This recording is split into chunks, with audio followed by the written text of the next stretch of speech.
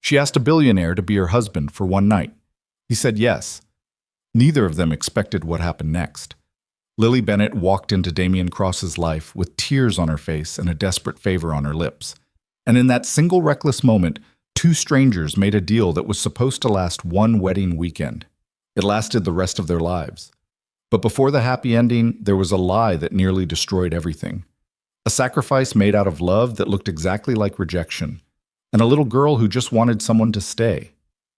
This is not a perfect love story. This is a real one. Hit like, drop your city in the comments. Let me see how far this story travels. Now stay with me. Every single part matters. The rain came down hard on West 74th Street, the kind of rain that made the city feel like it was leaning in on you, pressing the air flat against your lungs. It drummed against the awning of a small cafe called Birch and Brew, rattling the old frame windows and turning the sidewalk into a shallow river that swallowed fallen leaves whole. Inside, the cafe smelled like espresso and brown butter and something faintly of cinnamon, the kind of smell that made people feel, for exactly as long as they sat there, that everything was going to be fine. Lily Bennett was wiping down table 4 when she heard the bell above the door. She didn't look up right away. After 3 years of waitressing, the bell was just background noise, the same way the hiss of the steam wand or the low murmur of the radio behind the counter had become part of the interior geography of her days. She finished the table, tucked the cloth into her apron, and turned. He was already seated. Damien Cross had a particular way of moving through spaces. Quiet, deliberate, like a man who had long since stopped needing to announce himself to anyone.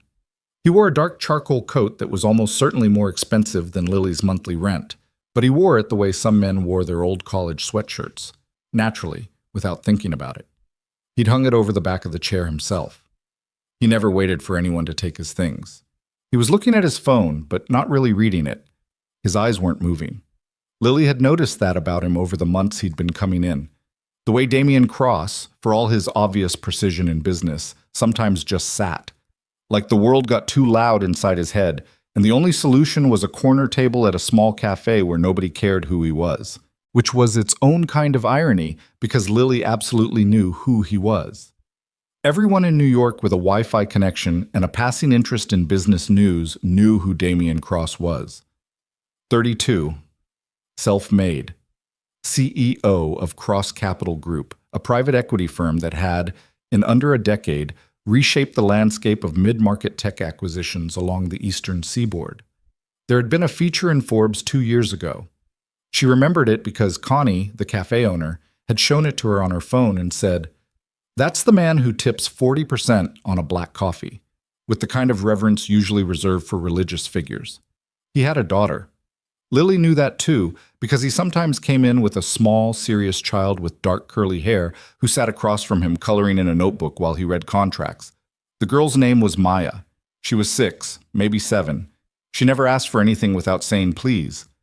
Lily picked up her order pad and walked over. "The usual?" she asked. Damien glanced up. He had a face that wasn't quite handsome in the conventional, obvious way.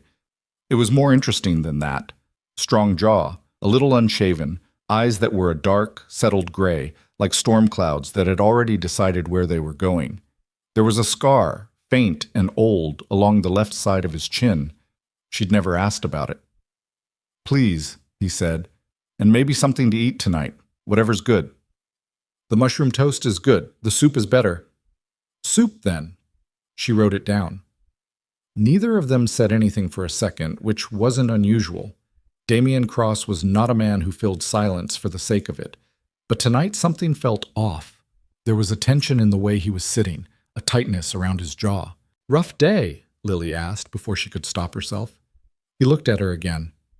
"Isn't it always?" It wasn't a question. She nodded once and went to put the order in. Tuesday and Friday evenings. Those were his nights.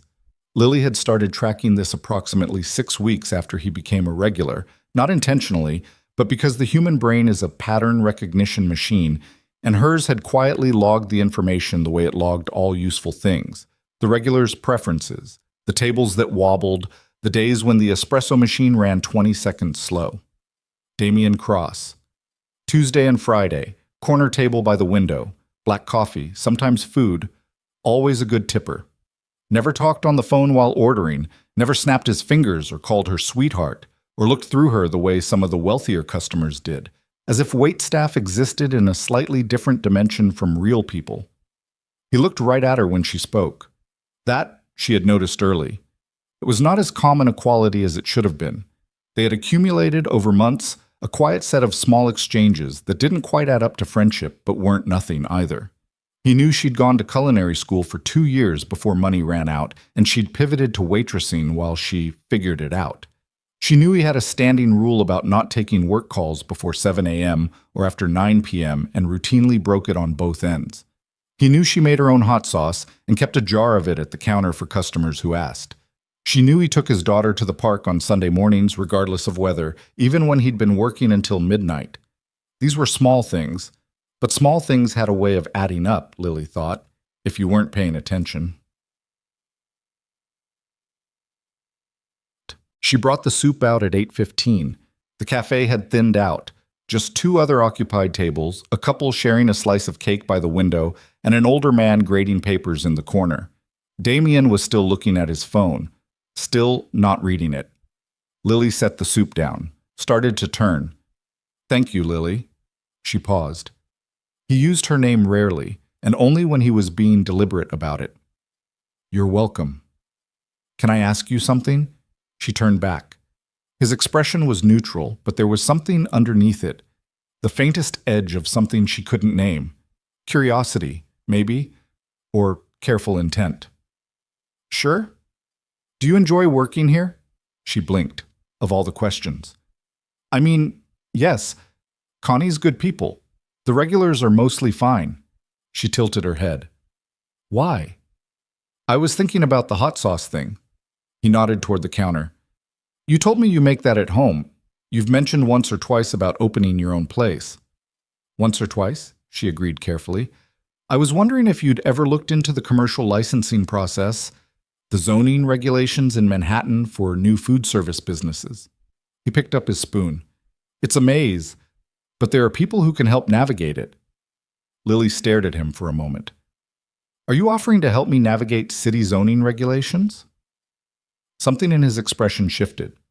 Just a fraction, like a window opening. "I'm saying the option exists." "Mr. Cross?" "Damien." That's a very specific thing to say out of nowhere. He dipped his spoon into the soup. "I think about practical problems. It's a professional hazard." He looked up. "You're talented. The food you've made for this cafe, the specials, the ones you bring in when Connie lets you experiment, they're genuinely good. It seems like a waste." Lily opened her mouth, closed it again.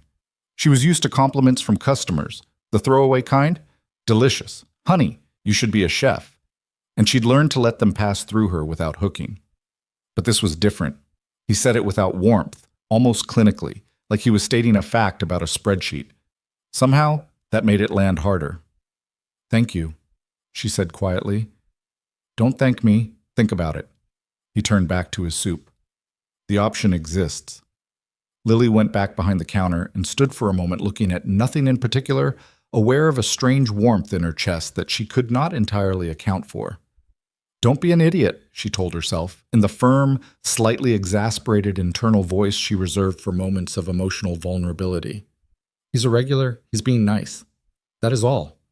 She believed it mostly. It was a Friday evening, 3 weeks later, when everything changed. The cafe was 40 minutes from closing. The couple by the window had gone. The paper grading professor had long since packed up. Damien was at his corner table with a contract spread open beside his coffee, making notes in the margins the way a doctor annotates a chart. Precise, humorless, efficient.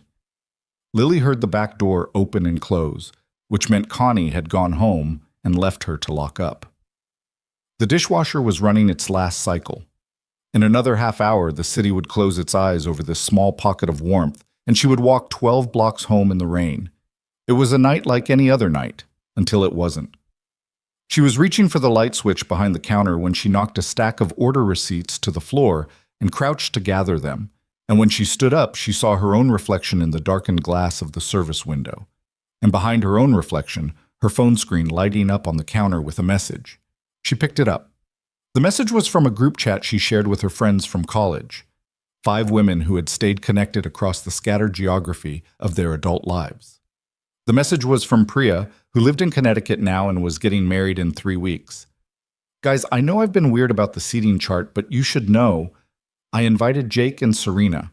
I know that's complicated for some of us. I hope that's okay, Lily. You know I love you. Just please come. It won't be the same without you. Lily read it twice. Then she set the phone down on the counter, very carefully, and stood perfectly still for approximately 4 seconds. Jake and Serena. Jake Holloway, who she'd spent 2 years with, who told her she was the most important person in his life 6 days before she found out he'd been seeing Serena Vance, whose family owned a stake in a commercial real estate firm, and who wore things that looked like they cost more than Lily's entire apartment for the better part of those 2 years. Jake Holloway, who had not, when he left, been unkind exactly. He'd been careful, measured, which was somehow worse. I love you, Lily. I do. But Serena and it just makes sense. You understand. I think you understand. She had nodded. She had actually nodded. Because she'd been so hollowed out by shock that she'd defaulted to agreeableness, like her spine had quietly left the building. That was 14 months ago. She hadn't seen him since. And now she was going to see him at Priya's wedding. With Serena. Probably with Serena in something flawless, saying something charming, being everything that made sense. Lily became aware, somewhat suddenly, that she was gripping the edge of the counter hard enough that her knuckles had gone pale. She breathed out, reached up, pressed the heels of both hands against her eyes. Did not cry. She was at work. She would absolutely not cry at work. Lily. She dropped her hands. Damien was watching her from across the cafe. He'd closed the contract. His coffee was pushed to the side. He was just looking at her with that level, gray-eyed attention that she'd gotten used to but had never quite gotten comfortable with, because it was the kind of attention that didn't let you pretend. Sorry, she said automatically. I'm fine. You need anything? No. He paused. Are you all right? Yes, absolutely, just... She glanced at her phone. Life, you know? She turned away to start wiping down the counter. She could feel him still watching her. She kept her back to him and wiped the same spot 3 times. You don't have to tell me, he said, but you also don't have to pretend. That, for reasons she could not entirely explain, was what broke her. Not all the way. She didn't dissolve or anything so dramatic. But she stopped wiping the counter, and she put the cloth down, and she turned around, and she said, with a flatness that was its own kind of honesty, my ex-boyfriend is going to be at my best friend's wedding in 3 weeks, with the woman he left me for, and I have to go because I'm in the wedding party, and I really, genuinely do not want to be the person who shows up alone and has to smile through it. Damien said nothing. I know that sounds pathetic, Lily added. It doesn't, he said. It sounds human. She looked at him. He wasn't being kind in a performative way. He was just stating a fact the way he always stated facts, without drama, without softening. She exhaled. I don't know what I'm going to do. Damien was quiet for a moment. He looked at the table, looked back at her, and then, in the measured tone he might use to propose a merger strategy, he said, I could go with you. The cafe was very quiet. Somewhere in the back, the dishwasher clicked off. Lily blinked. I'm sorry? To the wedding. He turned his coffee cup in its saucer, a small habitual gesture. If you needed someone to come with you, why would you? I'm not doing anything that weekend. He paused. And I think it would be useful to you, practically speaking. Lily stared at him. You don't even know me, not really. I know enough. His voice was even. I know you're kind to people who don't deserve it. I know you work harder than you're paid for. I know you've been carrying something heavy for a while, and you don't complain about it. He picked up his coffee. That's enough. She kept staring. She was aware this was a bizarre conversation, and that she had entered some kind of territory she didn't have a map for. It's a wedding, she said finally. It's a whole event. People would ask questions. They can ask questions. I'd have to. She stopped, thought. I might have to say we're together. That's fine. Damien. She said his name deliberately because she felt the need to anchor something. People would think we're a couple. He set the cup down. Yes, he said. I assumed. We're not. No. A beat. But for a wedding, we could be, if that would help you. Lily stood in the middle of the empty cafe, under the warm, low light, with the rain still going outside and her phone still showing Priya's message, and she looked at Damien Cross, this quiet, complicated, careful man she'd been serving coffee to for 9 months. And she thought about Jake Holloway's face when he left, the way he'd said you understand like it was a kindness, and something small and tired and angry inside her said, why not? Okay, she said. He looked up. Okay, she said again. Yes. Thank you. He nodded once. Good. He reached for his coat. We should probably talk, figure out the details. Right. She let out a breath. Details. She laughed, not happily, but genuinely, with a kind of absurd disbelief at the situation. I just asked a billionaire to pretend to be my husband. He paused, coat half on. Did you? I thought I offered. Same difference. He almost smiled. It wasn't quite a smile, more like the idea of one, restrained at the last second. Get your coat, he said. I'll walk you home. We can talk on the way. They walked 12 blocks in the rain. Damien had an umbrella. Lily didn't. He held it over both of them without making a thing of it, which she appreciated. They walked close enough that their shoulders occasionally brushed, and neither of them acknowledged this. How long have you been going to these people's weddings? Damien asked, after half a block of rain sound. Priya and I met freshman year of college. She's one of my oldest friends. I'm a bridesmaid. Lily's voice was flat. I have a dress that cost me $200, and I have been referred to in the invitation as Lily Bennett, the laugh of the party. The laugh of the party. Her words, she means it kindly. What does Jake know about you? What would he expect from someone you're supposedly with? She thought about it. That's the thing. He knew me pretty well, the real me. So if I show up with someone completely different from what he'd expect, it'll read as a performance. What would he expect? Lily pulled her jacket tighter. Honestly, he'd expect me to be a little sad, a little brave about it, making a good show of being fine. She glanced sideways. He'd be ready for me to be mostly fine and quietly not. So the goal isn't just to show up with someone, it's to show up happy. Yes. That's harder to fake. I know. She looked ahead. I wasn't planning to fake it exactly. I need to get through the weekend without unraveling. Having someone there, She stopped. A person on your side, Damien said. She looked at him. Yeah, that. He thought for a moment. Tell me what he's like, Jake. Why? Because knowing who I'm dealing with in a room is useful information. Lily almost laughed again.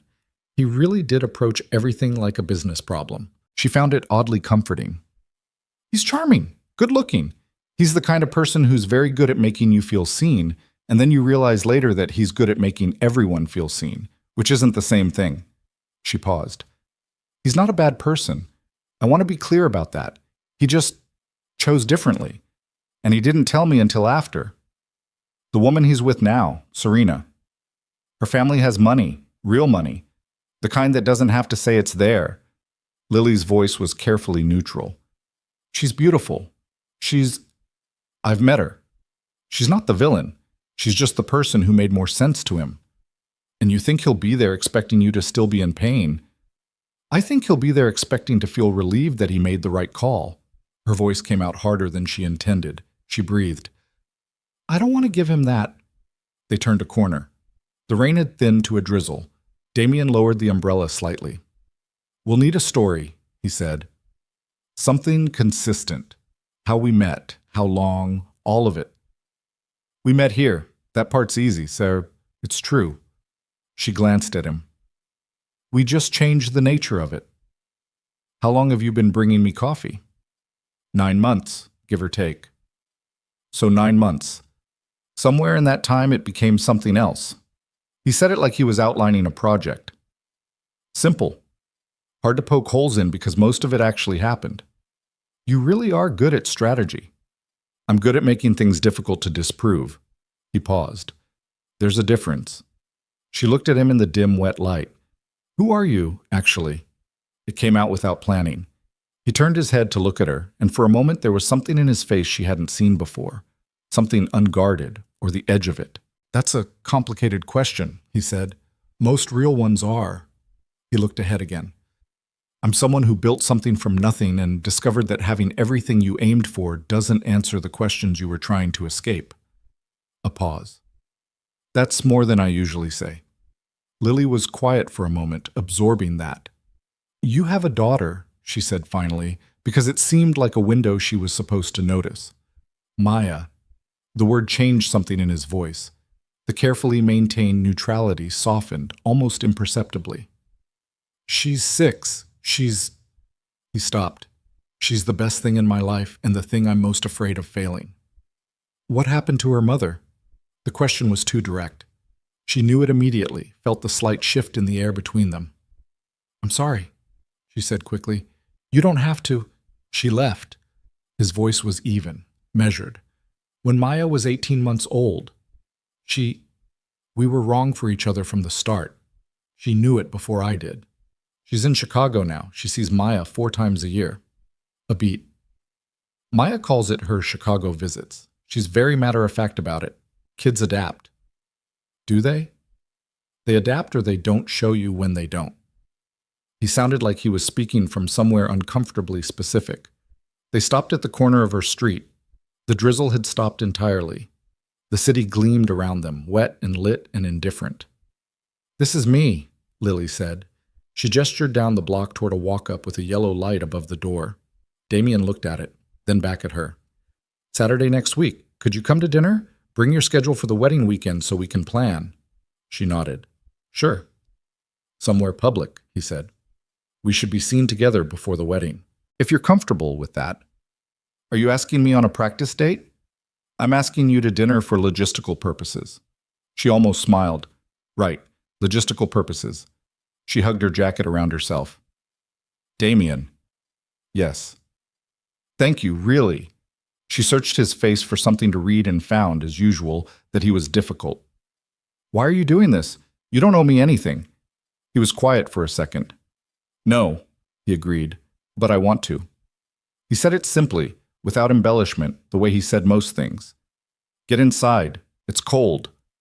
She went. She didn't look back, but she heard him stand on the corner for a moment before his footsteps moved away, measured and unhurried, back into the city. The dinner was at a restaurant on the Upper West Side. Not flashy, but the kind of place where the lighting was warm and the tables had enough space between them that you could have a real conversation. Damien had chosen it. Lily arrived first and was briefly impressed by her own capacity for punctuality under stress. She'd worn her nicest dress, then changed out of it into a dark green top and dark trousers, then changed back into the dress, which was dark blue and had a collar she liked. She'd stood in front of her bathroom mirror for approximately 6 minutes longer than was reasonable and told herself it was because appearances mattered for the practical exercise of convincing people they were a couple. She believed this approximately 40%. Damien arrived 6 minutes after her, which she later learned was his standard. He never arrived first to social situations. He ordered wine without making a production of it, asked her preference, and actually listened to the answer. They talked for 2 hours. Not about the plan, not at first. They started there, mapping out the story, the details, the timeline of a relationship that had supposedly grown out of 9 months of Tuesday and Friday evenings in a cafe. But then the food came and somehow the conversation drifted. He talked about Maya, the way parents of young children sometimes can't help but talk about them. Not showingly, but in the way someone shares evidence of something they're still slightly astonished by. She told me last month that she wants to be a marine biologist, he said. She's 6. She barely knows what marine means. But she has a library book about the deep ocean that she's been carrying around for 2 weeks. And she talks about anglerfish like they're personal acquaintances. Do you take her seriously? Of course. He seemed genuinely puzzled by the question. Why wouldn't I? A lot of parents don't. They think kids' interests are phases to be managed. He shook his head. She has a right to be interested in whatever she's interested in. My job is to not crush it. A pause. Although I did have to explain that anglerfish are objectively terrifying, and she informed me I was wrong and that they're misunderstood. Lily laughed, a real one. It surprised her. Damien watched her laugh, and something in his face went quiet in a way she didn't quite catch in time. He talked about his company, not the way people talk about their companies at networking events, but the way someone talks about a thing they built with their hands and have complicated feelings about. He'd started it with a partner, a man named Ross, who'd been his roommate in grad school and who'd left the company 5 years ago to take a tenure-track job at Columbia, and Damien still sounded very faintly like he hadn't quite closed that door. Do you miss having a partner? Lily asked. In business, yes. He turned his wine glass slowly. You make worse decisions alone. You need someone who'll tell you when you're wrong. You seem like someone who doesn't love being told he's wrong. I don't love it, he agreed, but I know when I need it. He looked up at her. That's a different thing. Lily told him about culinary school, about the years she'd spent dreaming about it before she got the scholarship, the 2 years of studying under chefs who ranged from brilliant to terrifying, the moment she'd realized she couldn't afford to finish and had to make a different plan. It wasn't tragic, she said, making her voice light. I just had to adjust. You adjusted away from something you wanted. Yeah, but I didn't stop wanting it. She swirled her water glass. The cafe idea. It's still real for me.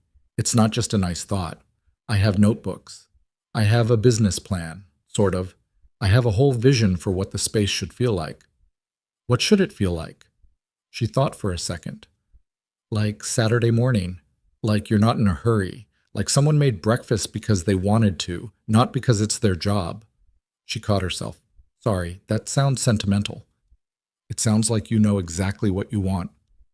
I know what I want, she said. Getting there is the problem.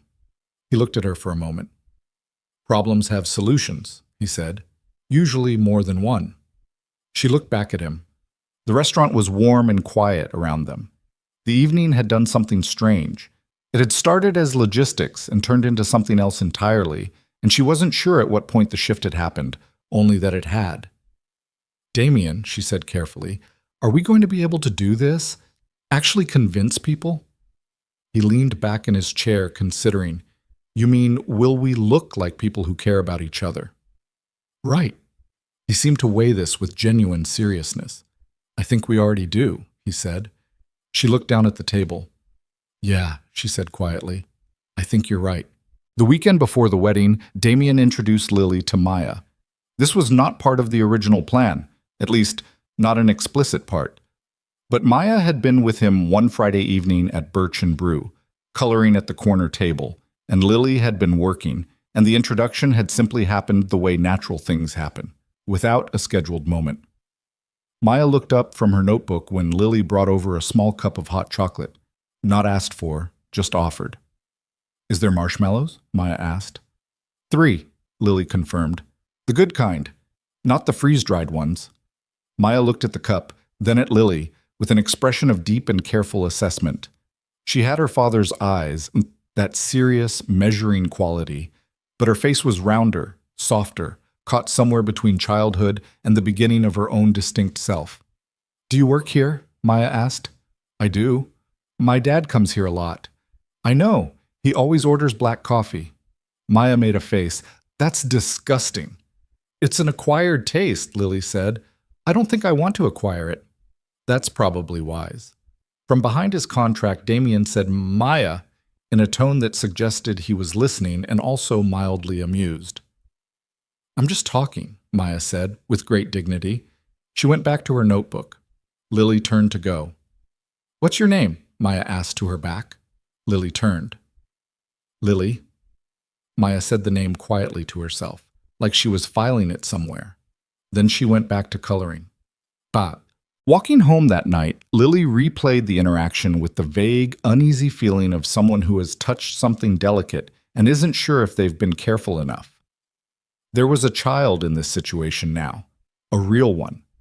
A small, serious person who assessed the world with her father's precision and who, unlike Damien, had not chosen to be in this arrangement. She was just there, in the middle of it, the way children are always in the middle of the arrangements adults make around them. Lily had grown up with a mother who'd been in a series of arrangements that Lily had been in the middle of, and she knew exactly how that felt from the inside. She knew the way kids pay attention to things adults assume they're not tracking. She knew the way a small person can walk into a room and read the emotional temperature before they've finished taking off their shoes. She was not going to let this touch Maya. She would be careful about that, even if being careful meant being a little more distant than she might otherwise be, even if that turned out to be harder than expected. The wedding was in Connecticut. Priya's family had a house there with grounds that could accommodate a tent and 120 guests, and a string quartet that played during dinner, and what Lily suspected was a photo booth shaped like a vintage telephone box. She'd driven up with the other bridesmaids on Friday afternoon. Damien drove himself and arrived Saturday morning, which they'd agreed on, early enough that they'd have time to establish their presence before the ceremony, late enough that he wasn't stranded in a house full of people he didn't know. He texted when he was 20 minutes out. Lily read it in the upstairs room she was sharing with Priya's cousin, where she was attempting to do something intentional with her hair and mostly just redistributing the same section of it repeatedly. 20 minutes out. You all right? She typed back. Ask me again in 20 minutes. His response came back fast. Fair enough. She put the phone down and looked at herself in the mirror. The bridesmaid dress was dusty rose, which she'd been skeptical about, but which turned out to look better than expected. Her hair was doing something that could charitably be called volume. She had on the earrings her mother had given her for her 21st birthday. Small gold circles, not flashy. She thought about Jake seeing her. She thought about Serena, almost certainly wearing something effortless. She put her shoulders back and went downstairs. He was standing by his car in the driveway when she came out, and for a second she stopped because the morning light was doing something specific to the air, and he was looking the other way, and she registered, with a small involuntary intake of breath, that Damien Cross in a suit in autumn light was the kind of sight that ambushed you if you weren't braced for it. He turned when he heard the gravel shift under her heels. He looked at her. She looked back. Hi, she said. Hi, he said. There was a beat. It was not a long beat, but it had weight. You look, he started. Don't. I was going to say you look like yourself. He paused. Which I mean as a compliment. She studied him. That's either very sweet or I look terrible. You look exactly like someone who belongs here, he said, which is what matters. She exhaled. Okay. She walked toward him. Thank you for coming. I told you I would. I know, but still.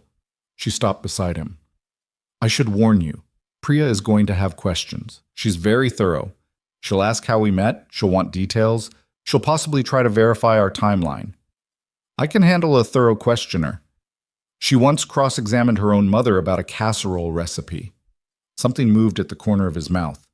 I'll be careful. They walked inside. Priya found them at the pre-ceremony brunch. She was a small, bright-eyed woman with brown skin and very straight hair, and the energy of someone who is managing 12 parallel processes simultaneously and enjoying all of them. She hugged Lily with genuine warmth and then turned to look at Damien with the unabashed, interested assessment of a woman who knew what she was looking at and was going to get to the bottom of it. So, Priya said, you're the secret husband. Damien looked at Lily. Lily gave him a look that said, I told you. Not secret, Damien said. Private. Same thing. Not quite. He offered his hand. Damien Cross. Priya shook it, still studying him. I know who you are. I looked you up. She said this without embarrassment because Priya had never been embarrassed by gathering information. You're very accomplished. I do my best. How long have you two been? She made a gesture with her hand that encompassed the concept of this. Lily started to answer, but Damien smoothly said, About 8 months. Give or take when you start counting. He glanced at Lily, and his expression was natural, warm in a way that was startling because it looked real. The counting depends on when you admit what's already happening. Priya looked at Lily. Lily looked at Damien. He was watching her with the particular quality of attention she'd noticed from across the cafe dozens of times. Steady, specific, patient, and for a second she forgot they were performing anything. She said, without quite planning to, he kept coming in every Tuesday and Friday for months before he said anything. Said anything, Priya repeated. What did you say? Eventually? That her soup was better than her coffee, Damien said, and I wanted to hear about the cafe she was going to open. Priya's eyes moved between them. She had the look of someone running calculations. Then her face softened and she said, okay, in a tone that meant she'd decided to believe it. Okay, she said again. Good. She reached out and squeezed Lily's arm. I'm glad you're not here alone. Lily felt something press at the back of her throat that she was not going to acknowledge. Go find seats, Priya told them. Ceremony starts in 40. She walked away, already talking to someone else. Damien looked at Lily. All right? You're good at this, she said quietly. So are you. He offered his arm, matter-of-factly, the way you'd offer an arm to someone walking on uneven ground. Let's go find seats.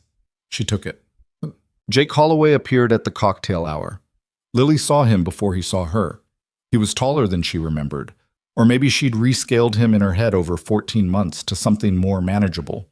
He was standing by the bar with Serena at his side, thin, blonde, effortlessly put together in a way that made Lily feel, for approximately 3 seconds, the exact quality of specific inadequacy Jake had always managed to make her feel without ever saying anything cruel. Then Damien put his hand at the small of her back. It was a light touch, barely anything. He'd probably done it without thinking. A natural gesture, the kind a couple makes in a crowded room to say, I see you, I have you. But Lily straightened. And when Jake turned and saw her, whatever he'd been prepared to find, whatever expression of brave okayness he'd been anticipating, it wasn't what he got.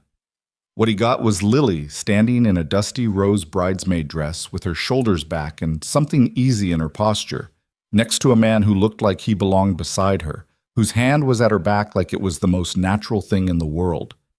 Jake looked at Damien. Damien was already looking at him with a calm, slightly curious expression. The face of a man who knows exactly who he's looking at and has already decided how much weight to give it, which was, apparently, very little.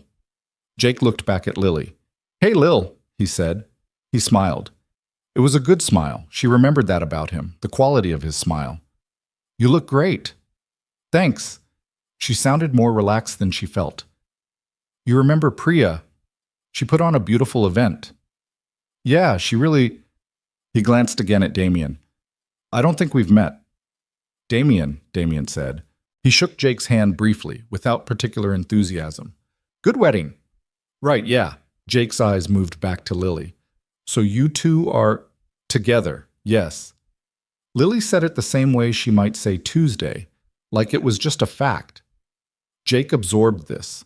Serena, at his side, smiled at Lily with something that looked like genuine warmth, which Lily found, as she'd found before, both better and harder than hostility would have been. Well, Jake said. Great. He nodded. Great. It's really great to see you, Lily. You seem really good. I am, she said simply. For a second, something moved across his face. She couldn't name it, wouldn't try. Then it passed. We should get drinks, Serena said gently, and Jake nodded, and they drifted away. Damien didn't say anything. After a moment, Lily let out a very slow breath through her nose. Thank you, she said quietly, to somewhere around his shoulder. For what? Your hand. Just now. He was quiet for a second. I should have asked first if that was... No. She looked up at him. It was right. She looked back out at the party. It was exactly right. They danced once, near the end of the reception, when the music had slowed and the candles on the tables had burned low and the tent felt warm, and the way events feel warm when they're almost over. A particular kind of golden, passing light. Damien was not a natural dancer in the showy sense. He moved with the same quality he had in everything else, deliberately, attentively, with a focus that made her feel like she was the only person in the room he was paying attention to. Which was, she suspected, the way he paid attention to everything he decided to pay attention to. She was not special in that sense, but she felt it anyway. "You're quiet," she said. They were moving slowly. The tent hummed around them. "I was thinking." "About what?" He looked at her. He was close, closer than she was used to, closer than their corner cafe arrangement had ever put them. She could see the small scar on his chin, the slight darkness under his eyes that said he hadn't slept enough in a long time. "About whether tonight accomplished what you needed it to," he said. She thought about it honestly. "I think so." She paused. "I didn't think about him as much as I thought I would. That's actually something." "Good." "I mostly thought about—" She stopped. He waited. "Nothing," she said. "I'm just glad you came." He held her gaze for a second. Then he nodded, and they kept moving, and the music went on, and somewhere under the gold tent the candles burned lower, and Lily tried very hard to stay honest with herself and mostly failed. They drove home the next morning separately, the way they'd arrived. Lily sat in the back of a rideshare watching Connecticut give way to the city, watching the skyline build itself up out of the Sunday gray, and she thought about a hand at the small of her back, and she thought about the way he'd said the counting depends on when you admit what's already happening, and she thought about the fact that she had a problem. She had a problem, and it had started at a corner cafe table, and it had been growing, quietly, persistently, like something planted without permission, for months. And she didn't know what to do with it. Not yet. The Monday after the wedding, Lily went back to work. This was not remarkable. She went back to work every Monday. She put on her apron, tied it in the back the way she always did, left over right, double knot because the single one came loose during the lunch rush, and she refilled the sugar dispensers and wiped down the menus and did all the small necessary things that made up the architecture of her days at Birch and Brew. Connie came in at 7 with a box of pastries from the bakery 2 blocks over and asked how the wedding was, and Lily said, "Fine. Beautiful."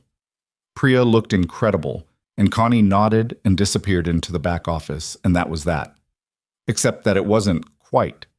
Because Lily spent the first hour of her shift replaying, involuntarily and in considerable detail, a hand at the small of her back. The specific, unhurried quality of it, the way it had landed there without asking, without announcement, like something that had always known where it belonged. She refilled a coffee cup. She took an order for eggs and wheat toast. She told herself sternly and internally to stop being ridiculous. She was mostly unsuccessful. The problem with fake things, she was discovering, was that they did not stay cleanly in their category. She had agreed to a clear arrangement: 1 wedding weekend, 1 performance, mutual benefit, clean exit. She had understood the terms. She had accepted them with her eyes open. What she had not anticipated was how poorly her feelings were at respecting contractual boundaries. It wasn't just the hand. It was everything that had accumulated over the weekend. The 2 hours in the car on Friday she'd spent talking to Priya's cousin about logistics, while her phone showed a text from Damien saying "safe drive," and the way she'd looked at those 2 words for longer than was defensible. It was the moment during the ceremony when she'd cried a little, because weddings did that to her, and he'd passed her a folded square of pocket linen without a word, and without making her feel embarrassed about it. It was the dance, the slow one near the end, and the way he'd looked at her. Not performing for anyone, not for Jake, not for Priya, just looking at her, and the thing in his face that she couldn't name and was afraid to try. She was, she thought, in some trouble. She got through Monday without incident. She got through Tuesday morning. Tuesday evening, she kept finding herself looking at the door. He came in at 7:40. Lily was behind the counter when the bell rang, and she heard the particular sound of his footsteps. She had not consciously memorized the sound of his footsteps, but apparently some part of her had done it anyway, without consulting her, and she felt something in her chest do a small traitorous thing. She picked up the coffee pot and walked over. He was already seated, coat on the chair, looking at his phone with his actual reading focus rather than the hollow kind. Better night, she thought.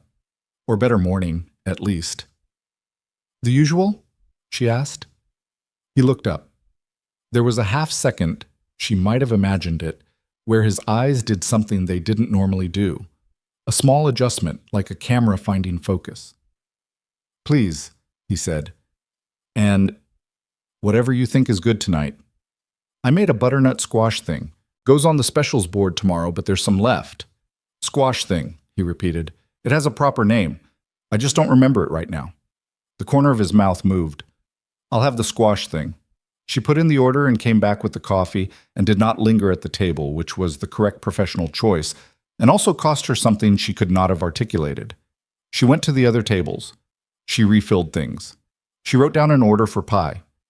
When she brought his food out, he said, "Thank you for the weekend." She set down the bowl. "You drove to Connecticut for me. I think I should be thanking you. You did something harder than I did." He looked at the food, then back at her. "How are you, actually, since?" The question was simple, and he asked it plainly, and Lily had the experience, familiar now, of his directness arriving somewhere underneath her usual deflections. "Honestly," she considered, "better than I expected. I thought seeing him would, I don't know, reopen something, but it didn't feel like that." She paused, surprised by her own words. "It felt more like closing something." He nodded slowly. "Good. It helped, having you there."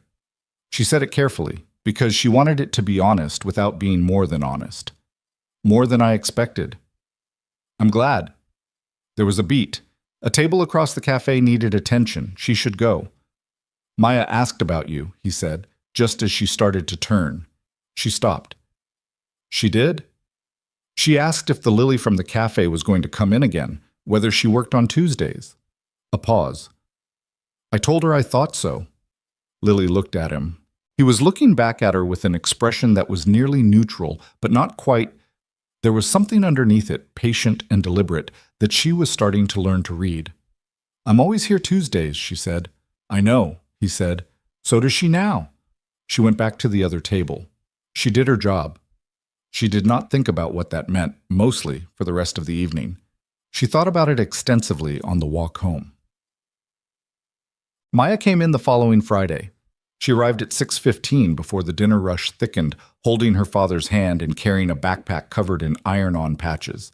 A whale, a crescent moon, something that might have been a cephalopod.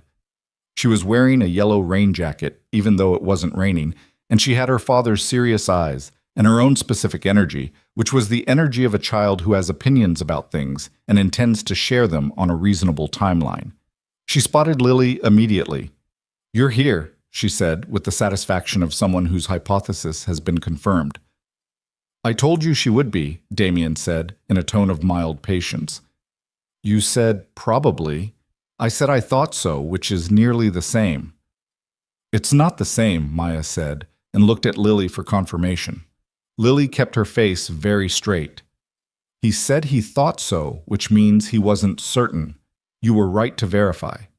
Maya nodded with some gravity. "That's what I thought." Damien looked at Lily with an expression that said he was not going to comment on being ganged up on by his 6-year-old and a waitress. "Corner table?" Lily asked. "Please." She led them over. Maya climbed into her chair and unzipped her backpack and removed the Ocean Library book, which she opened to a page she'd clearly been at before. Lily glanced at it, a full-spread photograph of a bioluminescent deep-sea creature, glowing soft blue in absolute dark water. "Is that an anglerfish?" Lily asked. Maya looked up with sudden, total interest. "You know about anglerfish?" "I know they exist. I know they're supposedly terrifying." Maya gave Damien a look that was approximately 90% triumph. "See?" "I said they were terrifying in a factual sense," Damien said mildly. "I didn't say they were bad." "You said, and I quote," Maya said, with the diction of a child who has been listening to adults very carefully for most of her life, "objectively terrifying." Which is a compliment. Maya thought about this. "Okay," she allowed. She turned back to Lily. "They make their own light. In the deepest part of the ocean where there's no sun. They just make it themselves." She held up the book. "That's the light, right there." Lily looked at the photograph. The creature hung in the dark water, its own light surrounding it like something it had grown from the inside. "That is actually amazing," Lily said honestly. Maya nodded with deep satisfaction. I know. Lily took their order. Black coffee for Damien, hot chocolate with exactly 3 marshmallows for Maya, and went to get it. When she came back, Maya had her notebook out and was drawing something with focused intensity. Damien was watching her draw with an expression Lily had never seen on him before, unguarded and private and full of something she didn't want to name too quickly. She set down the drinks quietly and stepped back. Damien looked up, caught her watching, and his expression shifted back into its usual measured self. But something had been there. She'd seen it. She filed it away without deciding what to do with it. Later, while Damien was settling the bill, Maya leaned across the table toward Lily with the urgent energy of a child with a question she's been holding for a while. "Do you like my dad?" she asked. Lily blinked. Yes, of course. He's a good customer." "I don't mean like that." Maya's expression was very patient. "I mean like a person." Lily looked at the child across the table. 6 years old, with her father's eyes and a library book full of creatures that made their own light, and the direct, careful attention of someone who had been paying very close attention to the world for all of those 6 years. "Yes," Lily said. "I like him as a person." Maya absorbed this. "He likes you too," she said matter-of-factly. "He's better on Tuesdays and Fridays." "Maya," Damien said from behind them without looking up from the check. "I'm just saying," Maya said serenely.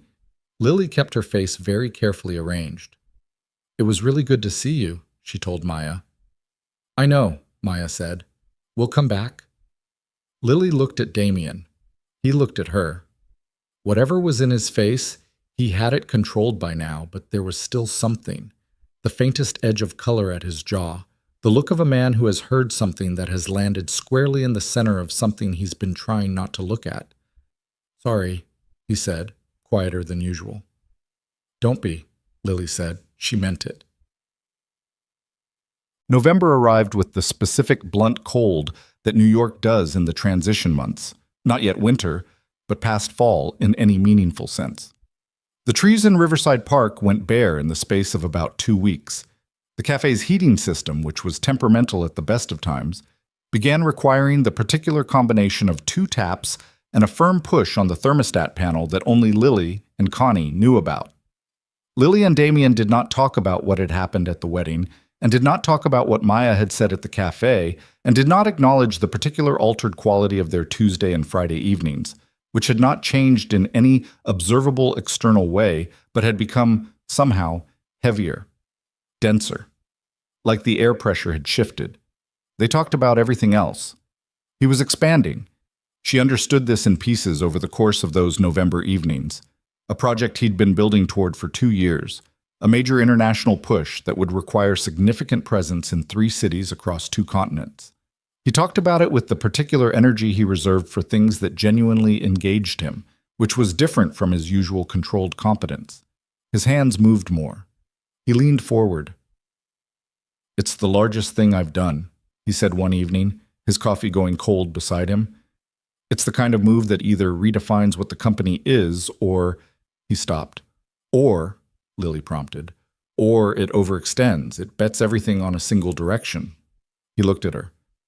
"I don't usually do that. I don't usually take positions I can't hedge.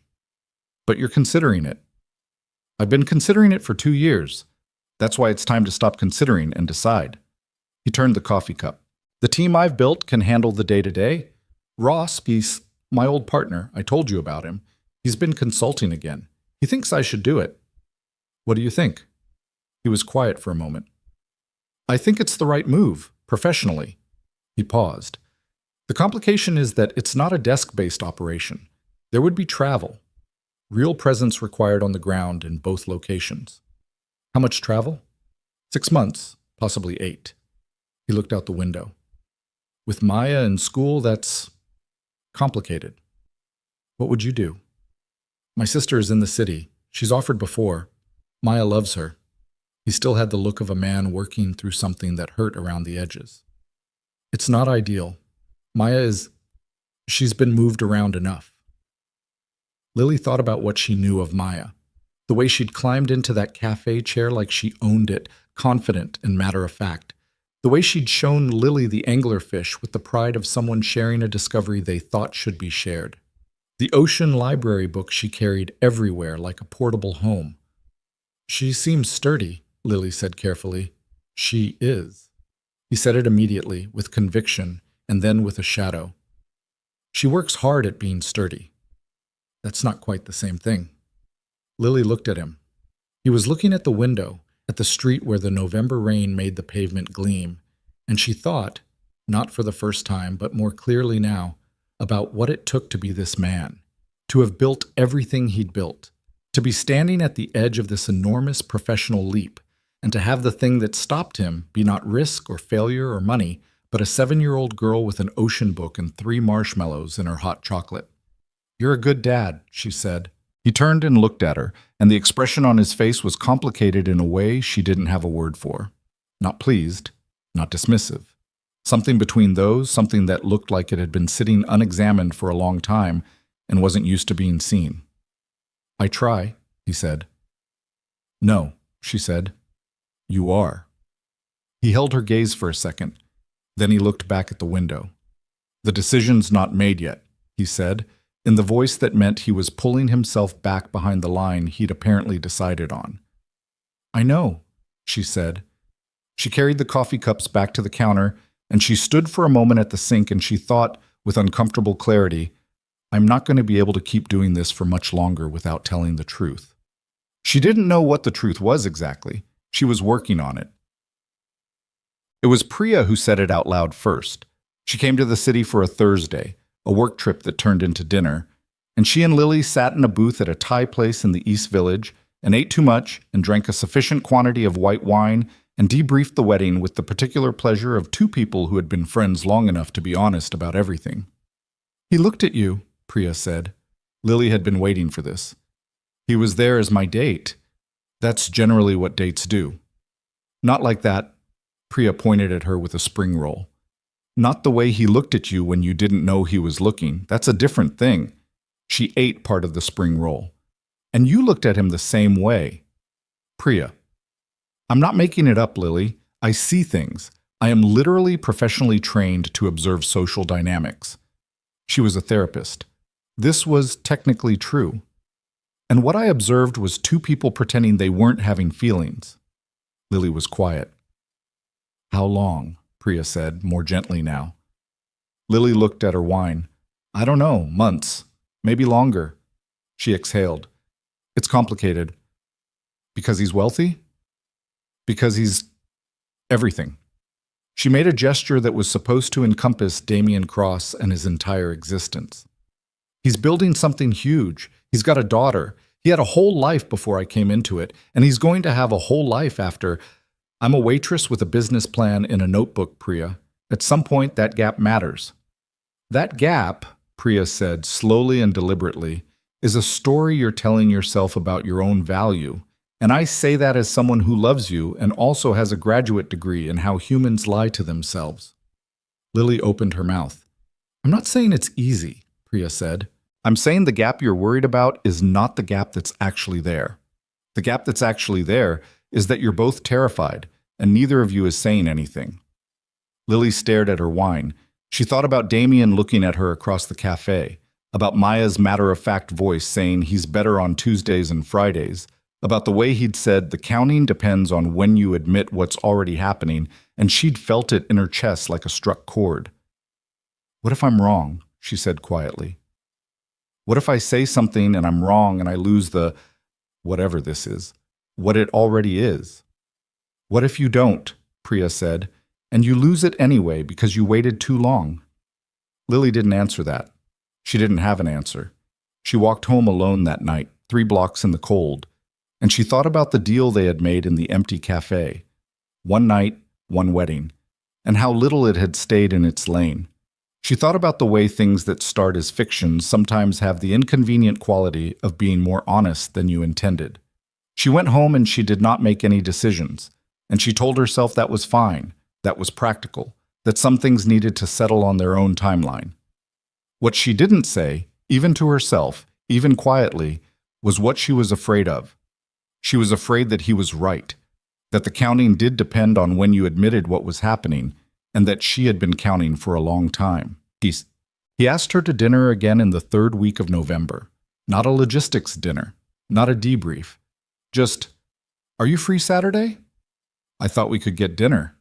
Sent by text at 10:15 on a Thursday morning, which she knew meant he'd been sitting on it for a while because Damian Cross was not a spontaneous texter. She wrote back, "Yes." And then, because honesty was something she was practicing, "I'd like that." His response came back in less than a minute. "Good, I know a place. I'll pick you up at 7. She stood in her kitchen holding her phone and she smiled at it, which was embarrassing, and she didn't stop. He picked her up at 7 exactly.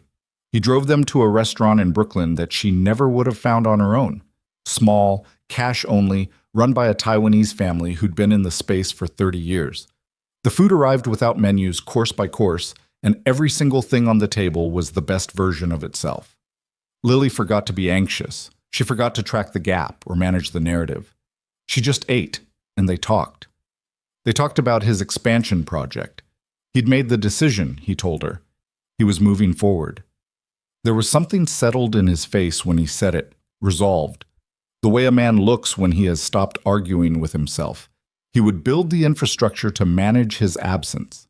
Maya would stay with his sister during the weeks he was traveling, and he would come back every 3 weeks without fail. Non-negotiable. She made me promise, he said, before I'd even told her the whole plan. She looked at me and said, "Daddy, you have to come back, okay?" Every 3 weeks.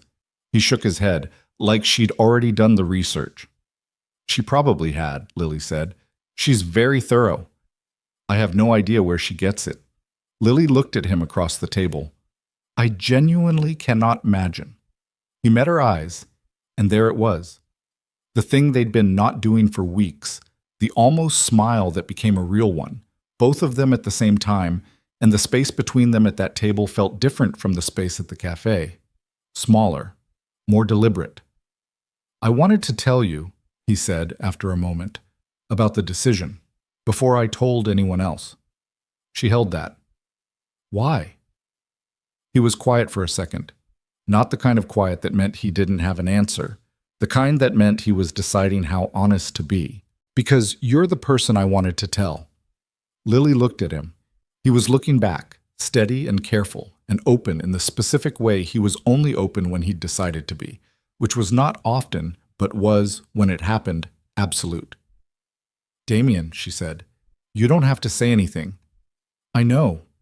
She turned her water glass. I just want to be careful about what I say and what I mean. I know. I don't know how to do this with you. It's not a category I have a lot of experience in. She paused. You're kind of a lot. Something flickered in his face. I've been told. I don't mean that badly. She looked at him directly. I mean, you're a lot of things at once.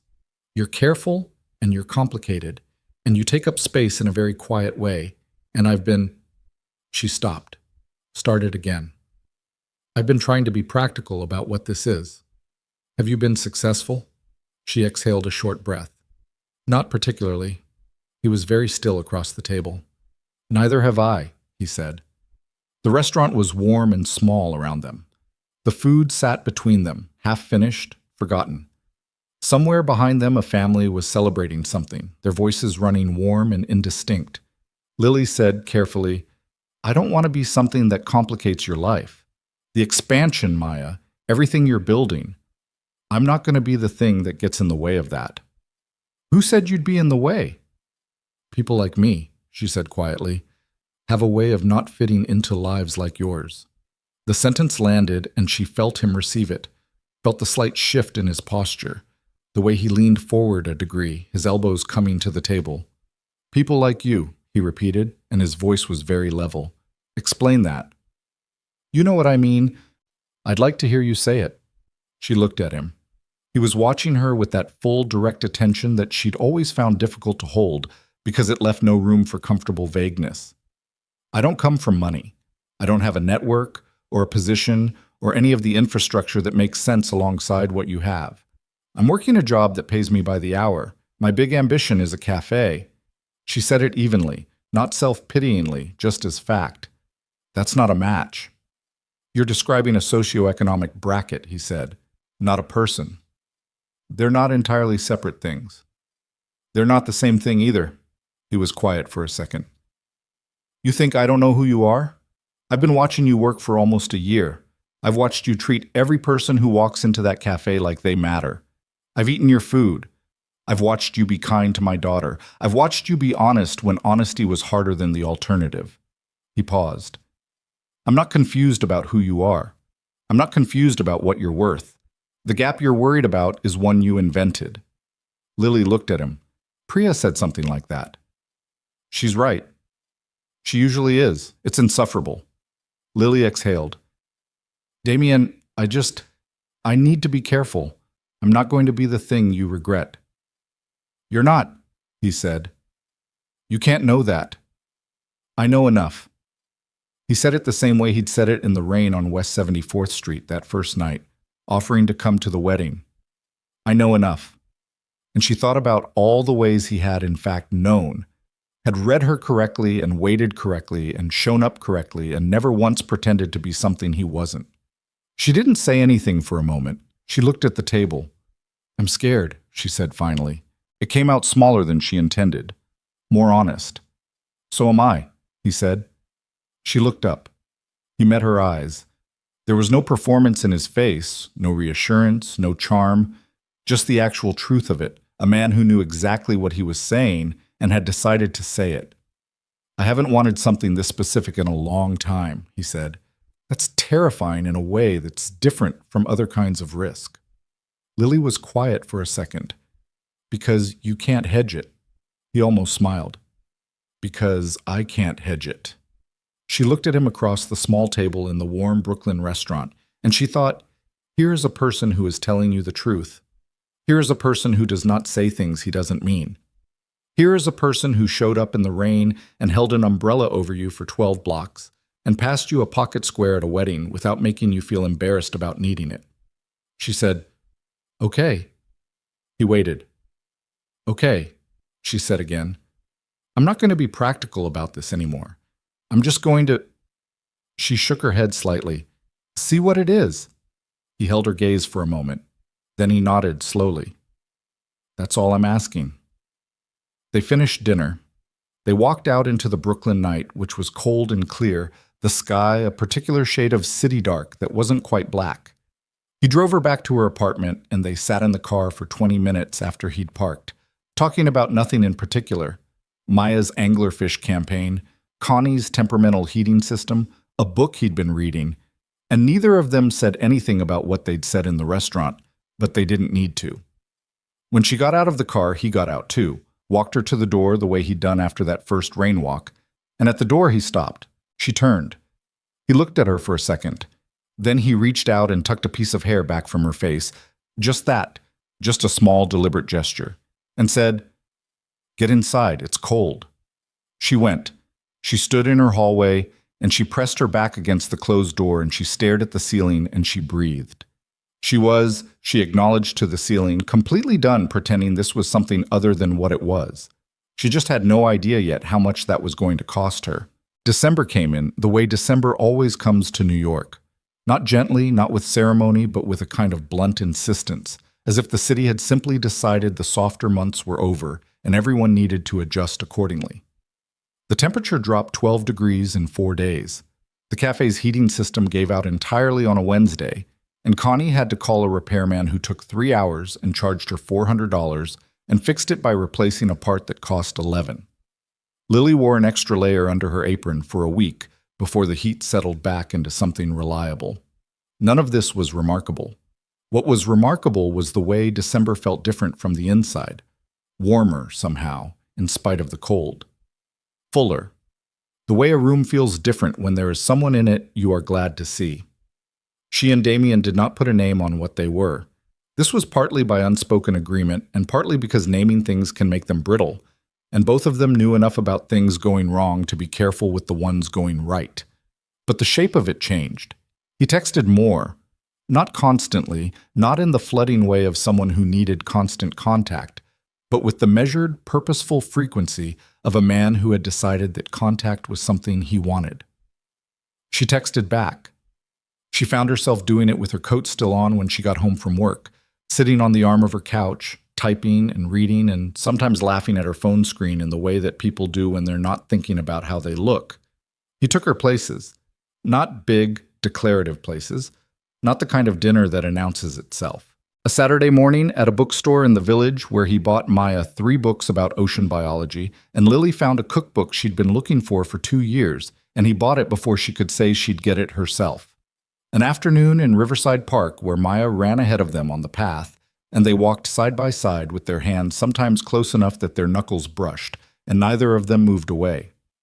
A Sunday evening at his apartment where Lily made dinner for the 3 of them. A proper dinner, something with braised short ribs and a salad with fennel that Maya ate around carefully and then admitted tasted better than it looked, which Lily took as high praise from someone who had strong opinions about food texture. The apartment was on the Upper West Side, the 16th floor, with windows that looked out over the park. It was the kind of apartment that could have been cold. Too much space, too many clean lines. But it wasn't, because Maya had annexed significant portions of it. There were drawings taped to the refrigerator, the kind of drawings that 6-year-olds make with complete confidence in their artistic vision. There was a plastic container of sea creatures on the coffee table and a cardboard model of an ocean floor diorama that was clearly a work in progress on the dining room table. There was a small bookshelf in the living room that held children's books mixed in with Damien's investment texts in the particular unselfconscious disorder of a home where a child has been given permission to exist fully in the shared space. Lily stood in his kitchen that Sunday evening and chopped onions and thought, this feels like something. She was trying to be honest about things. Priya had told her to be honest. Damien had told her the same thing, essentially, that night in Brooklyn. She was practicing. This felt like something. It felt like the beginning of a life she hadn't known she was allowed to want. She was terrified of how much she meant that.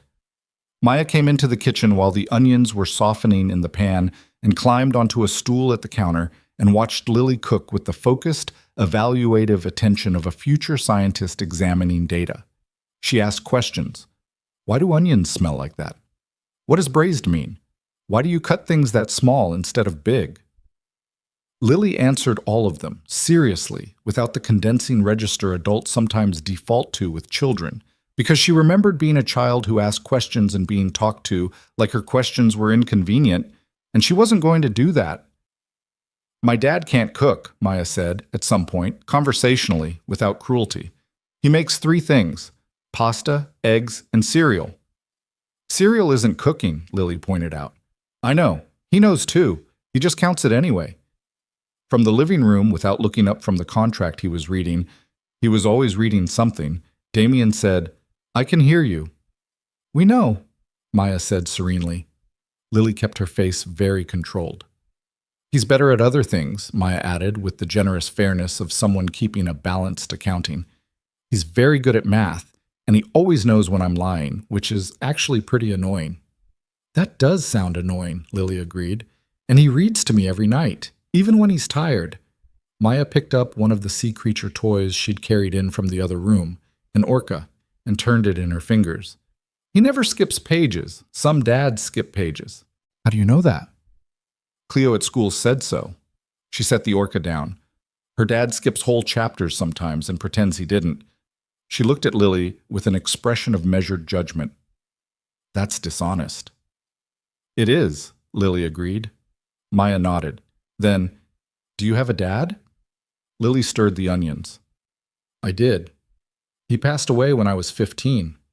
Maya was quiet for a second, thinking this through. That was a long time ago, she said carefully, working out the math. 15 years, almost.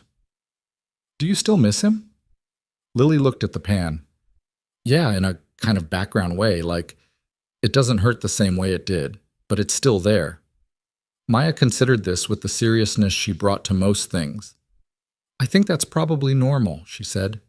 Lily looked at her. I think you're probably right. Maya picked up the orca again. My mom is in Chicago, she said, in the same tone she'd used to explain about Cleo's dad. Matter of fact. The voice of someone who has long since made peace with a fact, or at least decided to act like it. She's there most of the time. I see her for visits. Do you like Chicago? It's fine. It's cold. A pause. She has a new apartment. It has a view of the lake. That's pretty. Yeah. Maya set the orca down again. Then she looked at Lily directly, with the full force of those gray eyes that were her father's eyes in a smaller, softer face. I like it when you're here, she said. It was simple, offered plainly, without artifice, the way children say things before they learn to be guarded about them. Lily felt it go straight through her defenses and land somewhere unprotected. I like being here, she said. She meant it completely. Maya seemed to register this, filed it in whatever internal system she used for data that mattered, and then slid off the stool and went back to the living room, sea creature in hand, narrating something quietly to herself. Lily turned back to the pan. She stirred the onions that didn't need stirring. She stood in Damien Cross's kitchen in the 16th floor apartment while the park spread out dark and silver beyond the windows, and she felt something that was too large and too frightening to name directly, so she didn't try. She just cooked. She was good at that, at least. That she knew how to do. He kissed her for the first time on a Tuesday evening in early December. Not at the cafe, after the cafe, at the corner where he had taken to walking her, the corner of her street, where they had stood once before in October rain. This time there was no rain. There was just cold, clear air, and the city doing its nighttime thing around them, and Lily had been talking about something small, a customer who'd left a sticky note on the table instead of a tip, a post-it that said you were wonderful in loopy handwriting, and she'd been saying she'd rather have the wonderful than a bad tip anyway, and she'd looked up at Damien to see what he thought, and he was looking at her with an expression that had stopped being neutral sometime in the previous 60 seconds. She stopped talking. He said, Lily. She said, okay. He kissed her once, briefly, and it was not the sweeping movie kind. It was the kind that is careful because it matters, the kind where someone is paying full attention to what they're doing and to you. And then he pulled back a few inches and looked at her to see, and what he saw must have been adequate because something in his face changed, not dramatically but definitively, the way a room changes when you turn on a light. She said, into the small remaining distance between them, You took a long time. I was being careful, he said. I know. She looked up at him. Me too. He walked her to her door. He left. She went inside and stood in her hallway with her coat on and her keys in her hand, and she was smiling, and she was also very quietly afraid. Not of him, not of what was between them, of how much it had already come to matter, of how thoroughly she had failed at being practical, of the voice in the back of her mind that sounded uncomfortably like her younger self, the one who had watched her mother's arrangements fall apart one by one and had learned early and quietly that the people who love things hardest are the people who lose them loudest. She took her coat off. She put the keys on the hook. She went to bed, and she lay in the dark and she thought, You are already in this. You have been in this for a while. The question is not whether to be careful. The question is whether careful is even possible anymore. She didn't have an answer. She slept badly and woke up and went back to work and did not think about it, or tried not to, and mostly she succeeded, except for the parts where she didn't.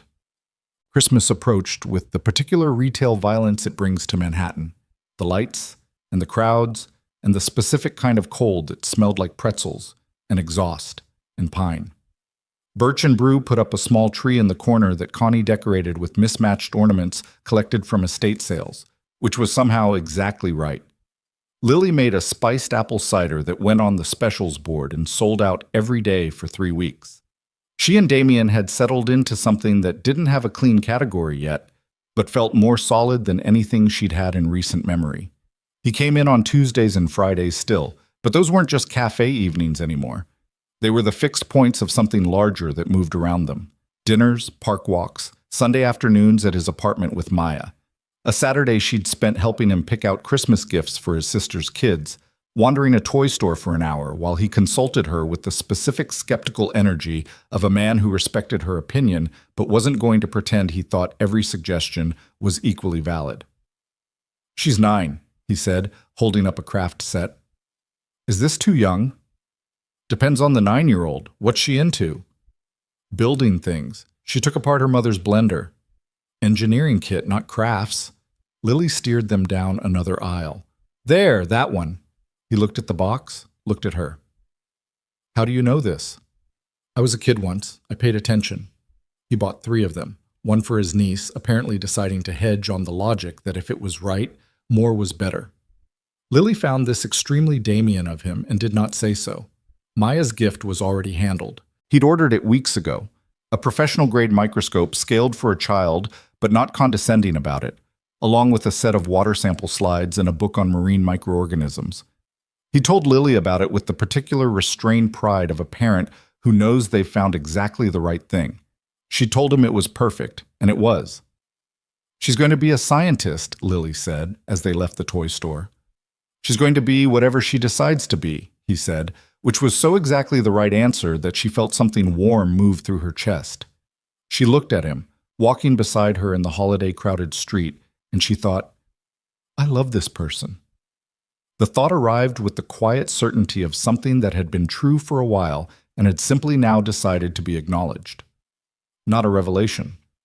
More like a window clearing. You could see through it all along, you just couldn't see it clearly. She did not say this. She filed it away carefully, in the place where she kept the things that mattered too much to say too quickly, and she kept walking, and the city went on around them, loud and lit and indifferent to the size of what was happening inside her.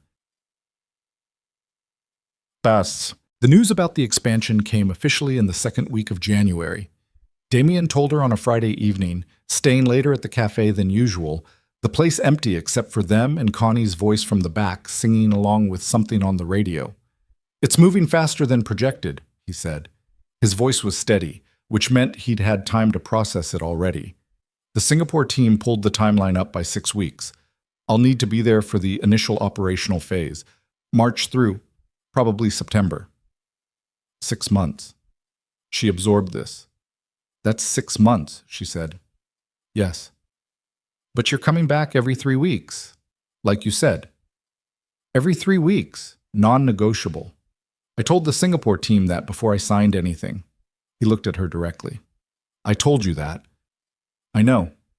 She looked at her hands on the table. I'm not doubting you. I'm just recalibrating. Lily. She looked up. This doesn't change anything, he said. Between us. I need you to hear that. I hear it. She meant it. She did hear it. But she was also, underneath the hearing, doing the math. 6 months of a relationship conducted across 12 time zones, of being the person at home while he built an empire, of watching Maya live with his sister and doing nothing because there was nothing she could do, of being fundamentally the person waiting. She knew that person. She had watched her mother be that person. She knew what happened to that person. You're already worried about things I haven't given you reason to worry about, he said. She looked at him. He was right. He was also, occasionally, very irritating in how right he could be. I'm not worried, she said, which was a lie. You are, he said. And it's okay. But I need you to tell me what you're actually thinking, not the version you're managing. She exhaled. I'm thinking about the distance, about what that does to things. She paused. I'm thinking about being the person who's here while you're there. I'm not very good at being stationary while someone I care about is somewhere else. What happened before? When someone was somewhere else? She didn't want to get into it. She did it anyway because he'd asked directly, and she'd promised herself she was done managing. My dad, when he was sick, he traveled for treatment, different cities. I was 15 and I stayed home with my mom and we waited. She turned her water glass. He didn't come back. A silence. Outside the cafe, a cab horn went off and then stopped. That's not the same situation, Damien said quietly. I know. She looked at him. It lives in the same neighborhood, emotionally. That's what I'm telling you. He held her gaze. I'm coming back, he said. It was not a platitude. It was the way he said other things he meant. Flat and certain, with no decoration. Every 3 weeks, and then after September, I'm back for good. That's the plan. Plans change. Some do. A pause. Mine don't. She wanted to believe that completely. She believed it about 80%, which was better than she'd expected, better than she usually managed with things that mattered. She took that as progress. "Okay," she said. "Okay? I'm not going to make this into something it isn't. You're doing what you need to do. I'll be here." She looked at him. "That's honest." He reached across the table and put his hand over hers. It was a simple gesture, and it wasn't charged or romantic in any performed way. It was just the deliberate act of someone choosing to close physical space, to be solid in a moment where things were uncertain. She turned her hand over and held his. They sat like that for a while. Connie's radio played on in the back. The cafe held them, warm and familiar, and neither of them said anything else, because sometimes what there is to say has already been said, and the remaining thing is just to stay. February was the last full month before the March departure date, and it had the quality of things that are ending without being over, bittersweet in the specific way of lasts that you can see coming. Lily knew this month and tried not to treat it like a countdown, because treating it like a countdown would make it smaller. She went to work. She made the cafe specials. She tested new recipes in her apartment on Sunday mornings and brought whatever was good to Damien's on the evenings when she went over for dinner. Maya, who had been told about Singapore in careful, honest terms, "Daddy has to go help build something important, and he'll be back every 3 weeks without fail, and you'll be with Aunt Rachel, and I'll video call you every single night," had reacted with the precise combination of sadness, practicality, and trust that she seemed to apply to everything. She'd cried once, briefly, and Lily had been there for it, and it had been one of the harder things Lily had sat through because there was nothing to fix, and fixing things was her instinct. After the brief cry, Maya had wiped her face with her sleeve and said, "Can we get a fish tank? I want to study the fish while he's gone." Damien had said yes before the sentence was finished. They got the fish tank on a Saturday in mid-February. Lily came with them to the aquarium store, which was a place she had not been in probably 20 years, and which turned out to be, for an aquarium store, genuinely interesting. Long rows of lit tanks, all manner of things swimming in their quiet, oblivious way, and Maya moving between them with her nose practically against the glass. She picked 2 small clownfish and a snail, which she named Vesper, Marigold, and Captain Hooks respectively. When asked why Captain Hooks for a snail, she said patiently that snails moved slowly like someone dragging a hook, which made a reasonable amount of sense. They set the tank up on Maya's dresser that evening. The 3 of them crowded into her room. It was a small tank, the light inside it casting a soft blue across the walls. Vesper and Marigold circled each other with the indifferent grace of fish adjusting to new territory. Captain Hooks moved with commitment along the glass. Maya sat cross-legged on her bed watching them, satisfied, her ocean library book open across her knees out of habit rather than any immediate intention to read.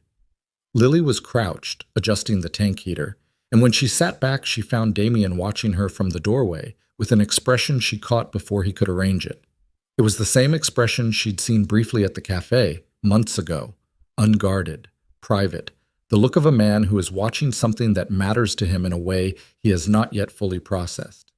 And now she had context for it that she hadn't had then, and the context made her chest ache in a way that was both uncomfortable and something she wouldn't have traded. She looked back at him. He didn't look away.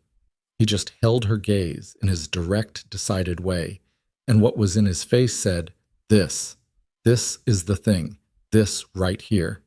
Maya said from the bed, not looking up, "Marigold is going to be the dominant one. She has the energy." "You can tell that in 10 minutes?" Lily asked, looking away from Damien. "I'm a scientist," Maya said. "I observe things." "She does," Damien confirmed from the doorway. "It's occasionally inconvenient." "Only for people who don't want to be observed," Maya said. Lily laughed. Maya smiled at her notebook and went back to reading. And Damien stood in the doorway of his daughter's room while the small tank lit the space blue and warm, and he looked like a man who had, after a long time in transit, found the place he was going. Lily saw this. She held it carefully, like something that could still break. They had the argument in the last week of February, which was not what she'd planned, but arguments rarely are. It started small. He was at the cafe on a Friday, later than usual, clearly exhausted in the particular way of someone who has been managing too many simultaneous processes. She'd brought over his coffee and he'd been on his phone, which wasn't unusual, but he'd held up a hand to her, not rudely, but automatically, the way someone does when they're in the middle of something and can't break away. She went back to the other tables. She came back 20 minutes later and he was still on the phone. The coffee was cold. She replaced it without saying anything. He held up the hand again. She went back behind the counter. By the time the cafe closed and he was finally off the phone, Lily had been carrying something tightly for 40 minutes, and she had not done a particularly good job of processing it. He came up to the counter, looking wrung out, and said, "Sorry about that. Singapore team." "It's fine," she said. Her voice was not quite right. He heard it. He always heard things. "What is it?" "Nothing. You were busy." "Lily." She looked at him across the counter. "I know you're busy. I understand what the next few months are going to be like. I do." She paused. It was 40 minutes, and you held up your hand like I was—" She stopped. "Like you were what?" he asked carefully. "Like I was background," she said. "Like I was something to manage while you handled the actual things." He was quiet for a second. In his face, she could see him taking this in without immediately defending himself, which was one of the things about him that could be maddening and also deeply decent. "You're right," he said. She blinked. "What?" "You're right." It was dismissive. I was in the middle of something difficult and I defaulted to controlling the environment. "I do that." He said it without drama. "It's a bad habit." She looked at him. "You're not going to tell me I'm being too sensitive." "No," he said. "You're not being too sensitive. I was rude." She stood there with the disarmed quality of someone who had prepared for a different response. "Okay," she said. "I'm sorry," he said. "Okay," she said again. They stood in the empty cafe. She exhaled slowly. "I hate that I'm going to miss you," she said. It came out before she'd decided to say it, too honest, too direct, and she watched it land on him. "I hate that I've gotten used to this, and now the schedule is going to change, and I'm going to be here, and you're going to be—" "Oh, I know," he said, "and I know that's not— I'm not asking you not to go. I wouldn't do that." "I know. I just wanted to say it." She met his eyes. "That I'm going to miss you, so that it's been said." He came around the counter, which he'd never done before in 9 months of cafe visits, and he stood on her side of it, which made everything feel different immediately. And he put his hands on either side of her face, and he looked at her with the full, direct, unhedged version of his attention. "I'm going to miss you in a way that's going to make the work difficult," he said. "Which is new for me. Work has never been difficult because of a person before." She looked up at him. Her eyes were doing something inconvenient. "That's the nicest thing you've ever said to me. I mean it." "I know you do. That's why." She put her hands over his briefly, and then stepped back and collected herself because she was at work, technically, and she had some dignity to maintain. March 2nd. March 2nd, he confirmed. It was the departure date. "You'll call when you land?" "Yes." "Every 3 weeks?" "Every 3 weeks?" He looked at her steadily. "Nothing about this is changing, just the geography." She nodded. She believed him. She was also, underneath the belief, more scared than she'd admitted to anyone, including herself, because she understood now, with complete clarity, what she stood to lose if the geography proved to be more than they could hold across. She had been here before, waiting, and having the waiting end wrong. She was not the same person she'd been at 15, or 25, or even 29. She was 30, and she was more honest about things, and she knew what she wanted, and she'd said so. But some fears don't update the way logic does. Some fears live in the body, in the specific memory of loss, and they don't really care how much you've grown. She would manage them. She was good at managing. It was what she did. She just hoped, this time, that managing wouldn't cost her everything she'd stopped managing enough to want. He left on a Sunday morning, early, before the city was fully awake. Lily did not go to the airport. They'd talked about it, and both agreed that airports were for reunions, not departures, and that goodbyes in departure halls had an officialness that neither of them wanted to perform. She came to his apartment the night before. Maya was staying with Rachel that night. A concession to the reality that Damien needed to finish packing and that transition nights were easier for Maya when there was something to do, and Rachel had promised a movie and too much popcorn. Maya had hugged Lily at pickup with her full, unhesitating body, the way children hug when they mean it without thinking about it, her arms around Lily's waist and her face pressed briefly against her coat. "Take care of Vesper and Marigold," Maya said, into Lily's coat. "I will," Lily said. "Captain Hooks, too." "Captain Hooks doesn't need much care. He's self-sufficient." "I believe it." Maya pulled back and looked at her with those serious gray eyes. "You'll still be here when he gets back," she said. Not a question. Something between a statement and a request.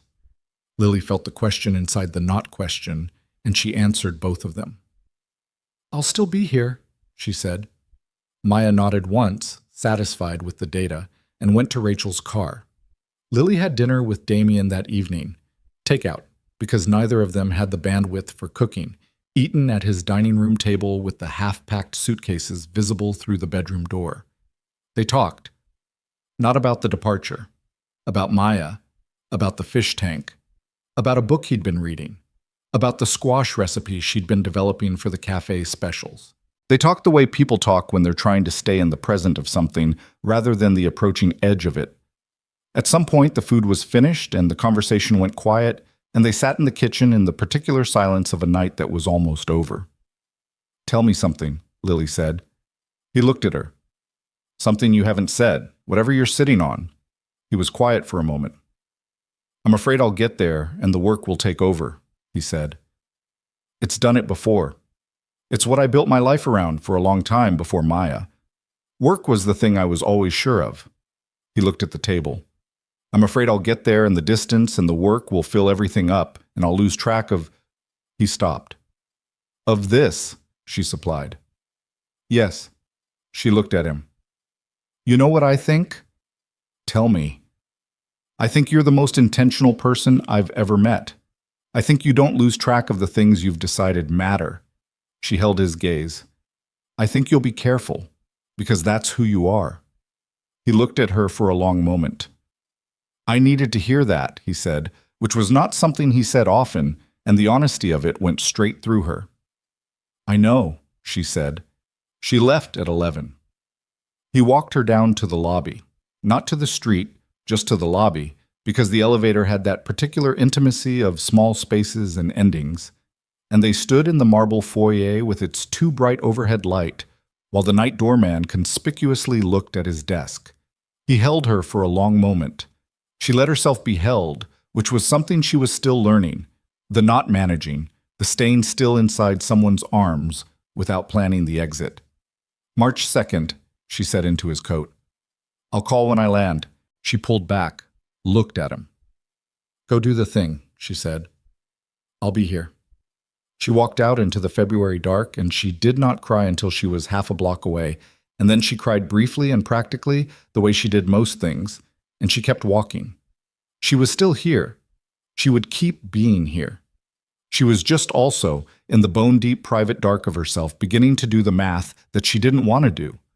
The calculation she had been running since November, that had been running louder since January, that she had been trying to silence with logic and trust, and the memory of his hands on her face in the empty cafe. The math that said, he is going somewhere you cannot follow. He is going somewhere that will demand everything of him. And the kindest thing you could do, for him, for Maya, for the future he is trying to build, might be the very thing that breaks you. She pushed it down. She went home. She went to sleep. She would not listen to that math yet. Not yet. He called when he landed. It was 3:17 in the afternoon New York time, which meant it was past 3 in the morning in Singapore, and he'd been traveling for over 20 hours. And his voice on the phone had the flattened, slightly disembodied quality of someone who had been awake too long and was running on the last reserves of functional competence. She was behind the counter at Birch and Brew when the call came in, and she stepped into the back hallway where the coats hung and the cleaning supplies lived and held the phone to her ear and listened to him say he'd landed. The hotel was fine. He was going to sleep for 6 hours and then go directly to the office. 6 hours, she said. Maybe 5. Damien. I'll sleep on the weekend. It's Monday. Then I'll sleep next Monday. A pause, and through the exhaustion, she could hear something that was almost a smile. I'm fine. How was your Tuesday? It's Sunday. How was your Sunday? Quiet. She leaned against the wall. Maya texted me a picture of Captain Hooks. He's moved to the front of the tank. She says he's asserting dominance. A real sound this time, low and warm, the kind of laugh that comes out when someone is too tired to hold it back. Of course he is. Another pause. Lily. Yeah. I'll call Wednesday, our Wednesday. Your Tuesday night. I know you will. Get back to work. You go to sleep. I will. A beat of quiet across 12 time zones. I'm glad you picked up. I always pick up, she said. She went back to the cafe. She made coffee and took orders and split the last piece of pie with Connie at closing time, and she was fine. She was completely fine. She was going to be fine. But the first 3 weeks were manageable. He called on schedule, Tuesday nights her time, Wednesday mornings his, and they talked for 30 to 40 minutes, which was not nothing, but was also not dinner at a small Brooklyn restaurant, or walking in Riverside Park, or standing in his kitchen while Maya explained the social hierarchy of clownfish. The calls had a specific texture, warm but slightly effortful, two people working to maintain the dimensions of something across a medium that flattens everything. He told her about Singapore, not the glamorous version, the actual version, the humidity that hit like a wall the moment you left any air-conditioned space, the particular kind of 18-hour workday that left your brain feeling scraped, the team he was building, which was good, but had the growing pains of any new configuration of people who needed to learn to trust each other under pressure. He told her about a restaurant near the office where he'd eaten alone 3 times because it was the only place within walking distance that didn't require a reservation, and the noodles were very good, and he was starting to become the kind of regular you become when you're building a life somewhere temporary. She told him about the cafe, about the new spring menu she was helping Connie develop, about the customer who came in every Thursday and always ordered decaf and then complained it wasn't strong enough, and how she'd started giving him regular without telling him. And he now said it was much improved. About her notebooks and the cafe plans, the business model she'd been adding to on and off, the sketches of the space she imagined. Tell me about the space, he said one Tuesday. She pulled the notebook from the shelf beside her bed. She was in her apartment, sitting cross-legged against the headboard, and the city outside her window was doing its late-night quiet thing, the sound of traffic thinned to something almost peaceful. Ground floor, she said. Neighborhood space, not a destination place. You should be able to walk in without feeling like you need to have made an effort. She turned a page. Big windows. I want natural light to be the main thing, the way good light feels like it's doing you a favor. Counter along one wall where people can sit and work if they want. Tables in the middle that are close enough to feel convivial, but not so close that you're in someone's conversation. And the kitchen? Open, partially. I want people to be able to see some of it, not performatively. Not a show kitchen, just enough that you know real food is being made by a real person. He was quiet for a moment. What would you serve? She'd thought about this for years. Breakfast and lunch? Maybe early dinner on weekends? The kind of food that tastes like someone made it for you specifically. Nothing on the menu that requires a glossary. She paused. Hot sauce that I make in-house. Obviously. The coffee matters, but it's not the whole identity. Food is the identity. What's the name? She paused. It was a page she'd filled in and crossed out and filled in again over the years. I don't know yet. I know what it should feel like when you say it. Warm, short, like something you'd already heard before. He was quiet in the particular way that meant he was thinking about it seriously, not filling space. You'll know it when you find it, he said. Probably. Have you talked to anyone about the licensing process? I looked into it. Lily. His voice was measured. Have you actually talked to anyone, or have you looked at the city website for 40 minutes and closed the tab? She opened her mouth, closed it. The second one. There's a woman named Clara Reyes. She works with new food service businesses on the licensing and zoning side. My assistant can send you her contact. You don't have to. I want to. Let my assistant send it. She was quiet for a second. You're doing the thing, she said. What thing? The thing where you solve problems I haven't asked you to solve. You mentioned it. That counts as asking. It really doesn't. Lily, his voice was patient and slightly exasperated in equal measure. Let me send you the contact. She looked at her notebook, at the crossed-out names and the sketched floor plan and the years of accumulated wanting, sitting in a spiral notebook on a shelf. Okay, she said. Thank you. Don't thank me. It's information. I might do nothing with it. You won't, he said. He was right. She called Clara Reyes the following week and spent 90 minutes on the phone getting a clearer picture of what building a food service business in New York actually required. It was complicated and expensive, and the timeline was longer than she'd hoped. But Clara had the efficient energy of someone who made complicated things navigable. And by the end of the call, Lily had a list of specific next steps, and the feeling, unfamiliar and somewhat alarming, that the thing she'd been dreaming about for 6 years had moved from the territory of dreams into the territory of plans. She told Damien on their next call. He listened without interrupting, which he was good at. How do you feel about it? He asked when she'd finished. Terrified, she said honestly. Also, like it's real. For the first time, it feels like an actual thing that could actually happen. It is, he said. It can. She believed him. That was the thing about Damien. He didn't say things he didn't mean, and over the months she'd known him, she'd calibrated to that, had learned to take his words at face value because the face value was what he intended. It was an adjustment, coming from a history of people whose words and intentions didn't always match. She believed him, and she was happy, and the first 3 weeks were manageable. It was the weeks after that that started to cost something.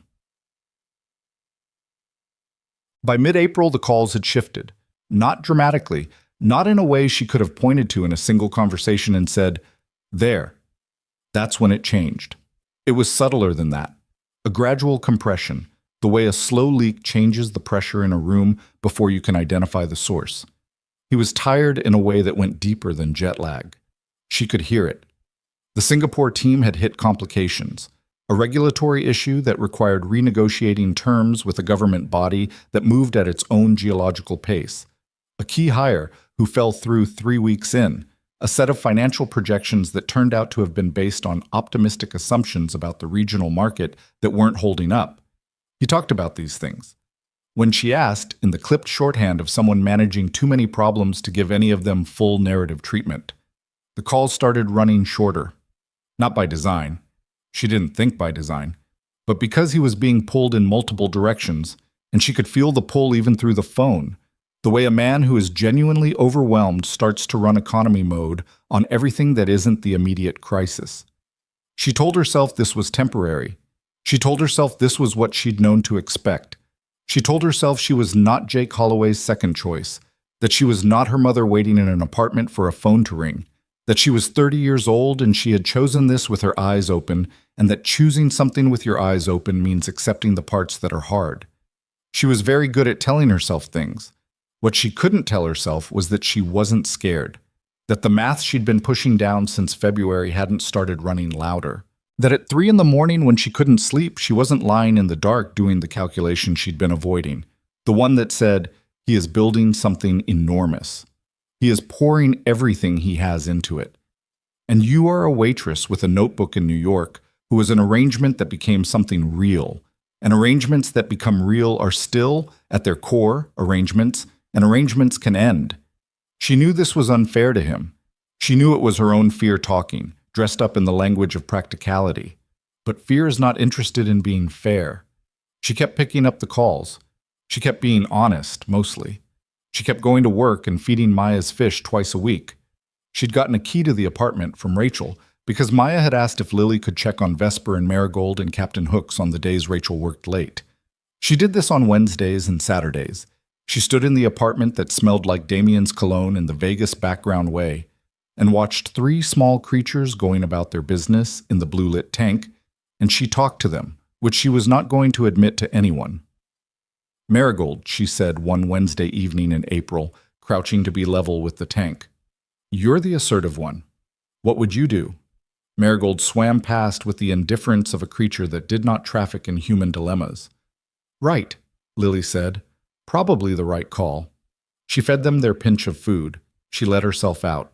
She went home and she made tea, and she sat at her kitchen table with her cafe notebook open in front of her, and she tried to think about plans and timelines and Clara Reyes's list of next steps.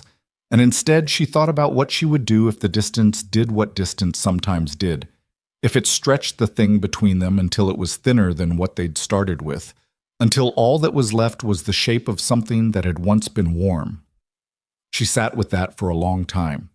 She did not call Priya, because calling Priya would mean saying it out loud, and saying it out loud would make it more real than she wanted it to be. She closed the notebook and went to bed and did not sleep well and got up and went to work. The decision took shape over 3 weeks in May, slowly, the way bad decisions often do. Not as a single moment of choice, but as an accumulation of small rationalizations that each seem reasonable in isolation and only reveal themselves as a unified disaster in retrospect. She found the first thread on a Thursday evening. She was at the cafe after close, doing the inventory Connie had asked her to finish, when her phone showed a notification from a financial news alert she'd set up months ago out of idle interest. The alert was about Cross Capital Group, about the Singapore expansion specifically. The headline used the words landmark and multi-billion and industry-defining, and there was a quote from an industry analyst that described Damien's strategic vision as generational. She read the article in the stockroom, standing between the bulk coffee bags and the extra napkins. Generational. That was the word. She thought about that word for a long time. She thought about what it meant to stand next to something generational. She thought about her notebook with its sketches and crossed-out names. She thought about the gap she'd told him wasn't real, about the thing Priya had said, that the gap was a story she told herself about her own value. And she tried to believe that the way she'd believed it in November, in the restaurant, when his hands were on her face, and the distance between them was measured in inches. She found it harder from inside a stockroom with a food service inventory spreadsheet and a landmark multi-billion industry-defining headline on her phone. The second thread came from Rachel. Damien's sister called her in the second week of May. Not urgently, just to check in, the way Rachel did occasionally because she was a person who maintained relationships with the deliberate, caring effort of someone who had watched her family contract and decided to work against the trend. "He sounds exhausted," Rachel said. Not accusingly, just noting it. "I know," Lily said. "The regulatory issue is still going." "It's more than that." Rachel was quiet for a second. "He does this thing. When something really matters to him and it starts to go wrong, he pulls inward. He doesn't ask for help. He just absorbs everything and keeps going until he breaks something, usually himself." She paused. Maya's mom used to say he was impossible to be with during hard seasons, that there was no room left. Lily sat with this. "He's been calling," she said carefully. "I know. But are you actually talking, or is he giving you the managed version?" She thought about the recent calls, the clipped shorthand, the way the energy in his voice had changed. "He's managing," she said. "Yeah." Rachel exhaled. "I'm not telling you this to worry you. I'm telling you because he doesn't usually let people see it when it's bad. The fact that he's still calling you every week, even the short ones, that's him trying. That's Damien trying." She understood that. She did. But understanding something and being able to hold it without it hurting were not the same operation. The third thread was the one that undid everything. His call on a Tuesday in late May came later than usual, midnight her time, noon Singapore, and she'd been asleep and woke to her phone and answered with the automatic clarity of someone who had made a decision months ago to always pick up. "Sorry," he said immediately. "I should have texted first." "It's fine. What's wrong?" A silence. "The regulatory deal fell through," he said. "Completely. We need to restructure the entire approach. It sets us back 4 months minimum." 4 months. She did the math she didn't want to do. 4 months added to September meant January. January minimum. "Damien," her voice was careful. "Are you okay?" "I'll sort it out." The flatness in his voice was the particular flatness of someone who has passed through upset and come out the other side into grim competence. It's a setback, not a failure. It's fixable. I know it is. I'm asking if you're okay. A pause. I don't have a lot of capacity for that question right now, he said honestly, which she understood was its own kind of answer. She lay in the dark of her bedroom, and she listened to him talk through the restructuring plan in the clipped, efficient way he talked about work things. And she listened to what was underneath it, the exhaustion, the strain of a man carrying something enormous, alone, 12 time zones away from the people who knew him as a person rather than a position. And that was when the math won. Not loudly, not all at once. But in the quiet of that phone call, listening to him manage himself through a conversation that should have been about needing something, she felt the calculation she'd been suppressing complete itself with the cold finality of arithmetic. He needed to be able to do this without managing around her. He needed all of his capacity for the work, for Maya, for the enormous thing he was building. Every bit of energy he spent maintaining them across this distance was energy he couldn't give to the things that were actually, structurally, his responsibility. She was an addition to his life that had started as a favor and turned into something real. But real things could still be bad timing. Real things could still be the wrong fit for the wrong season. Maya's mother had said there was no room left in the hard seasons. Lily believed in him. She believed he was trying. She believed he would keep calling and keep managing and keep doing the careful, deliberate thing he did with everything that mattered to him. And she believed, with a clarity that felt like grief, that his trying was costing him something he couldn't afford right now. That she was, without meaning to be, a drain on a reservoir that was already running low. She thought about what she'd said to Priya's question months ago. People like me have a way of not fitting into lives like yours. She'd let herself be talked out of that. She'd let herself believe that the gap was invented, that the story she told about her own value was just fear talking. But fear, she thought, lying in the dark, has good sources sometimes. Fear is not always wrong. After they hung up, she lay very still for a long time. Then she picked up the phone again. And she did the worst thing she had ever done to someone who trusted her. She called him back 20 minutes later. He picked up on the second ring, which meant he hadn't slept yet, which was its own answer to whether he was okay. Lily. His voice had the careful alertness of someone who noticed the call back. I need to say something, she said. Her voice was even. She had decided in those 20 minutes to be even. And I need you to let me say it. A pause. Okay? She had written it out on a piece of paper which she now held in her hand and did not look at, because looking at it made her feel sick. I've been thinking about this for a while, she said. About us. About what this is. Lily, let me finish. She breathed. I think what happened between us was real, but I think it was also... She stopped, found the next words, the wrong words, carefully chosen. I think you were convenient for me. You were there, and you were kind, and I was still getting over something, and you offered to help, and it turned into something that felt bigger than it was. The silence on the other end of the line was the specific silence of a man who has just heard something hit the ground. You felt bigger than you were, he said. Not a question. I'm not saying it wasn't real. I'm saying I think I needed something, and you were a good person at the right time. She swallowed. Like Jake was before. Different reasons, but don't. His voice was quiet, controlled with effort. Don't put me in that sentence. I'm not trying to hurt you. That is genuinely the most unconvincing sentence I have heard in a long time. She closed her eyes. Damien, you're in the middle of the biggest thing you've ever built. You have Maya. You have... Her voice nearly broke, and she held it. You have a life that doesn't have space for me in it. Not really. Not in the way I'd need. I made space, he said. His voice had dropped into something very flat and very controlled, which she knew by now meant he was in real pain.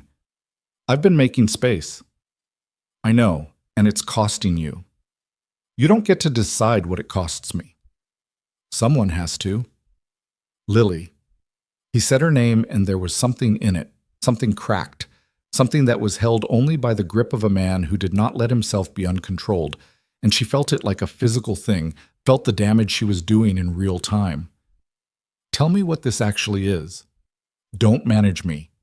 What is actually happening? She held the phone. She looked at the piece of paper in her hand. She thought about the article, generational. She thought about Rachel's voice saying no room left. She thought about a 6-year-old girl who needed her father to succeed, who had already had one parent choose differently, who deserved to have the parent she had left be fully present and fully able. I think we want different things, she said. It tasted like ash. I think I need more than the structure you can give right now, and I think you need to be able to do this without dividing yourself. A very long silence. Is that what you think? He said finally. His voice was almost entirely flat. Or is that what you've decided to think because you're scared? She didn't answer that. Lily, quieter now. I know what fear looks like. I've been watching you navigate it since October. I know the difference between what's true and what you're deciding to believe because you think it's the kinder version. Please don't do that, she said. Do what? Know me. It came out broken at the edges. Right now, please. A silence. Fine, he said. And then, after a moment, is this what you want? She made herself say yes. It was one syllable and it cost her more than she had wanted to pay. Another silence. Longer. She could hear him on the other end, breathing, holding whatever he was holding, and she thought about the fact that she had done this to him at midnight Singapore time after a regulatory disaster, and she recognized, too late and clearly, that there was no good time for this, that she had just found the worst one available. Okay, he said. His voice was completely level. Okay. A pause. I won't call again. Damien, you said what you needed to say. I heard it. A beat. Take care of yourself. He hung up. She sat in her dark apartment with the phone in her lap and the paper in her hand, and she thought, there it is. That is the thing you just did. She had done it out of love. She believed that. She had done it because she had decided, in the arithmetic of grief and fear and the particular damage that comes from watching people you love exhaust themselves trying to hold things together, that the kindest thing she could do for Damien Cross was to remove herself from the equation. She believed this. She also understood very clearly, sitting in the dark, that believing something sincerely did not make it right. She had lied to him. She had used the truth of her fear to build a fiction, had handed him something that looked like honesty and was actually the most dishonest thing she had ever said. She had told him she was a replacement, a convenience, a pattern, and none of it was true. And he had heard all of it and said okay and hung up. And somewhere across 12 time zones, a man who did not say things he didn't mean was sitting in a hotel room at midnight having heard something she absolutely meant not to mean. She did not sleep at all. In the morning, she went to work. She tied her apron. She refilled the sugar dispensers. She did not look at the corner table by the window, which was occupied by a woman with a laptop who left after 45 minutes and never knew it meant anything. The weeks that followed had a particular quality she'd experienced before, in the aftermath of her father's death. The way life keeps asking you to participate in it, even when the interior landscape has gone flat and strange. She got up.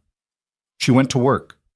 She called Clara Reyes and worked through the next steps on the licensing process, because forward motion was something she knew how to do, and the cafe plan was the one thing that felt like hers in a way nothing could compromise. She texted Rachel once, briefly. I wanted you to know, we're not in contact anymore. I'm sorry. Rachel took 12 hours to respond and then wrote, I don't understand, but okay, you're still welcome to check on the fish if you want. Lily continued checking on the fish. She needed the small obligation of it. She needed something to take care of. Maya texted her about Captain Hooks twice in June. Lily responded both times. She did not know if this was wise, but she did it because she was not going to abandon a 7-year-old who had trusted her with information about snail behavior, and she drew a hard line there regardless of everything else. She did not tell Priya the full version. She told her they'd decided the long distance wasn't working, which was true enough in skeleton form, and Priya accepted this with the particular restraint of someone who knew there was more and was waiting to be given it. She ran into Jake Holloway in July. This was a coincidence of the pure and inconvenient variety. She was coming out of a hardware store on West 72nd with a bag of hooks for the cafe's new menu board, and he was walking in. They nearly collided. He said her name with genuine surprise. She said his. They stood on the sidewalk for a moment. He looked the same. Slightly older, maybe. The particular subtle ease of a man whose life is going well. "You look good," he said. "Thanks." She did not say it back. Not out of cruelty, just because she was tired and it didn't feel necessary. "Serena and I, we got engaged last spring." "Congratulations," she said, and meant it cleanly, with the clarity of someone for whom that chapter had genuinely closed. She'd thought seeing him would feel like something. It felt like running into an old coworker. "That's really good, Jake." He seemed slightly taken aback by how uncomplicated she was about it. Are you seeing anyone?"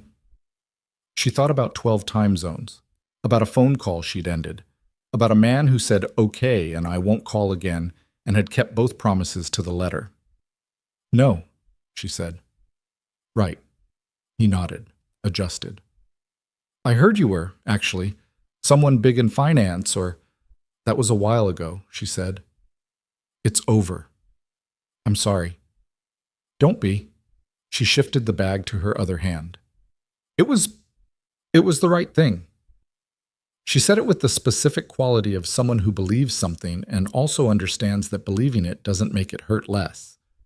Jake looked at her for a second. "You seem different," he said. "Probably," she said. "It happens." She said goodbye and walked away and did not look back, and she thought about the fact that she had stood at that wedding in a dusty rose dress and wanted Jake Holloway to see that she was fine. And now she was genuinely fine about Jake Holloway, and the thing that was not fine at all had nothing to do with him. Progress was like that sometimes. It came sideways. Tis. The call from Priya came on a Saturday afternoon in August, which was when everything shifted. Not a check-in call. Priya had the particular energy of someone who has been sitting on something for a long time and has decided that today is the day. "I talked to Rachel," Priya said. Lily went still. "Priya, don't. I know you told me the reduced version, and I respected that because I thought you needed time. But I talked to Rachel, and I'm calling you now because I'm your best friend, and I know what actually happened, and I need you to hear something." Lily sat down. "Okay." "You lied to him." The words landed like something flat and solid. "Yes," Lily said quietly. "You told him he was a replacement. You told him he was convenience." Priya's voice was not angry. It was the voice of someone who is being very precise because precision is what the moment requires. "Lily, you told the most honest person I have ever encountered, and I met him for 3 hours at my wedding. You told him the most dishonest thing you have ever said because you thought it was kind. I thought it was necessary. You thought you were a burden. You thought you were in the way of his success. You decided, without asking him, that he would be better without you, and then you made that choice for him by lying." Lily said nothing. "And here's the thing," Priya's voice shifted. "He believed you. Rachel says he came back for his first 3-week visit in June, and he didn't say much. He took Maya places. He went back. He's not calling anyone. He's just working." A pause. "Because you told him something he didn't want to believe, and then he decided to believe it, because you've never lied to him before. And he didn't have a reason not to take you at your word." Lily was quiet for a long time. Outside her window, August was doing something brutal to the city. The air thick and hot and heavy, the light without mercy. "I don't know how to fix it," she said finally. "I know you don't," Priya said. "I'm not calling to tell you how to fix it. I'm calling to tell you what it is." Her voice was careful now, the therapist voice underneath the friend voice. "You made a choice out of love that was actually a choice out of fear. And you built a story that hurt someone who trusted you, and you've been calling it a sacrifice. And I'm telling you, as someone who loves you, that it was fear wearing the costume of sacrifice. And you need to be honest about that before you can do anything else." Lily sat with this. It landed differently from her own version of the argument, the one she'd been running in circles all summer. Priya was not saying anything she hadn't thought, but hearing it said plainly by someone who had seen all of it and was not being unkind, it was different. It removed the distance she'd been using to manage the knowledge. "He's in Singapore until January," she said. "Probably. He told me he wouldn't call." "I know. He doesn't say things he doesn't mean." "No," Priya said. "He doesn't."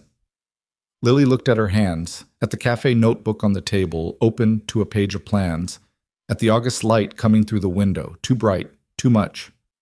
"What do I do?" she said. Priya was quiet for a second, then, "You could start by telling the truth. The actual truth. Not the managed version, not the version you assembled to protect him." A pause. "The version where you were terrified and you did the worst thing available because you thought it was the kindest, and you were wrong. He might not—" She stopped. "He might be done." "He might be," Priya said. "That's the cost of what you did. You don't get to know in advance." Her voice was gentle now, the hard part said.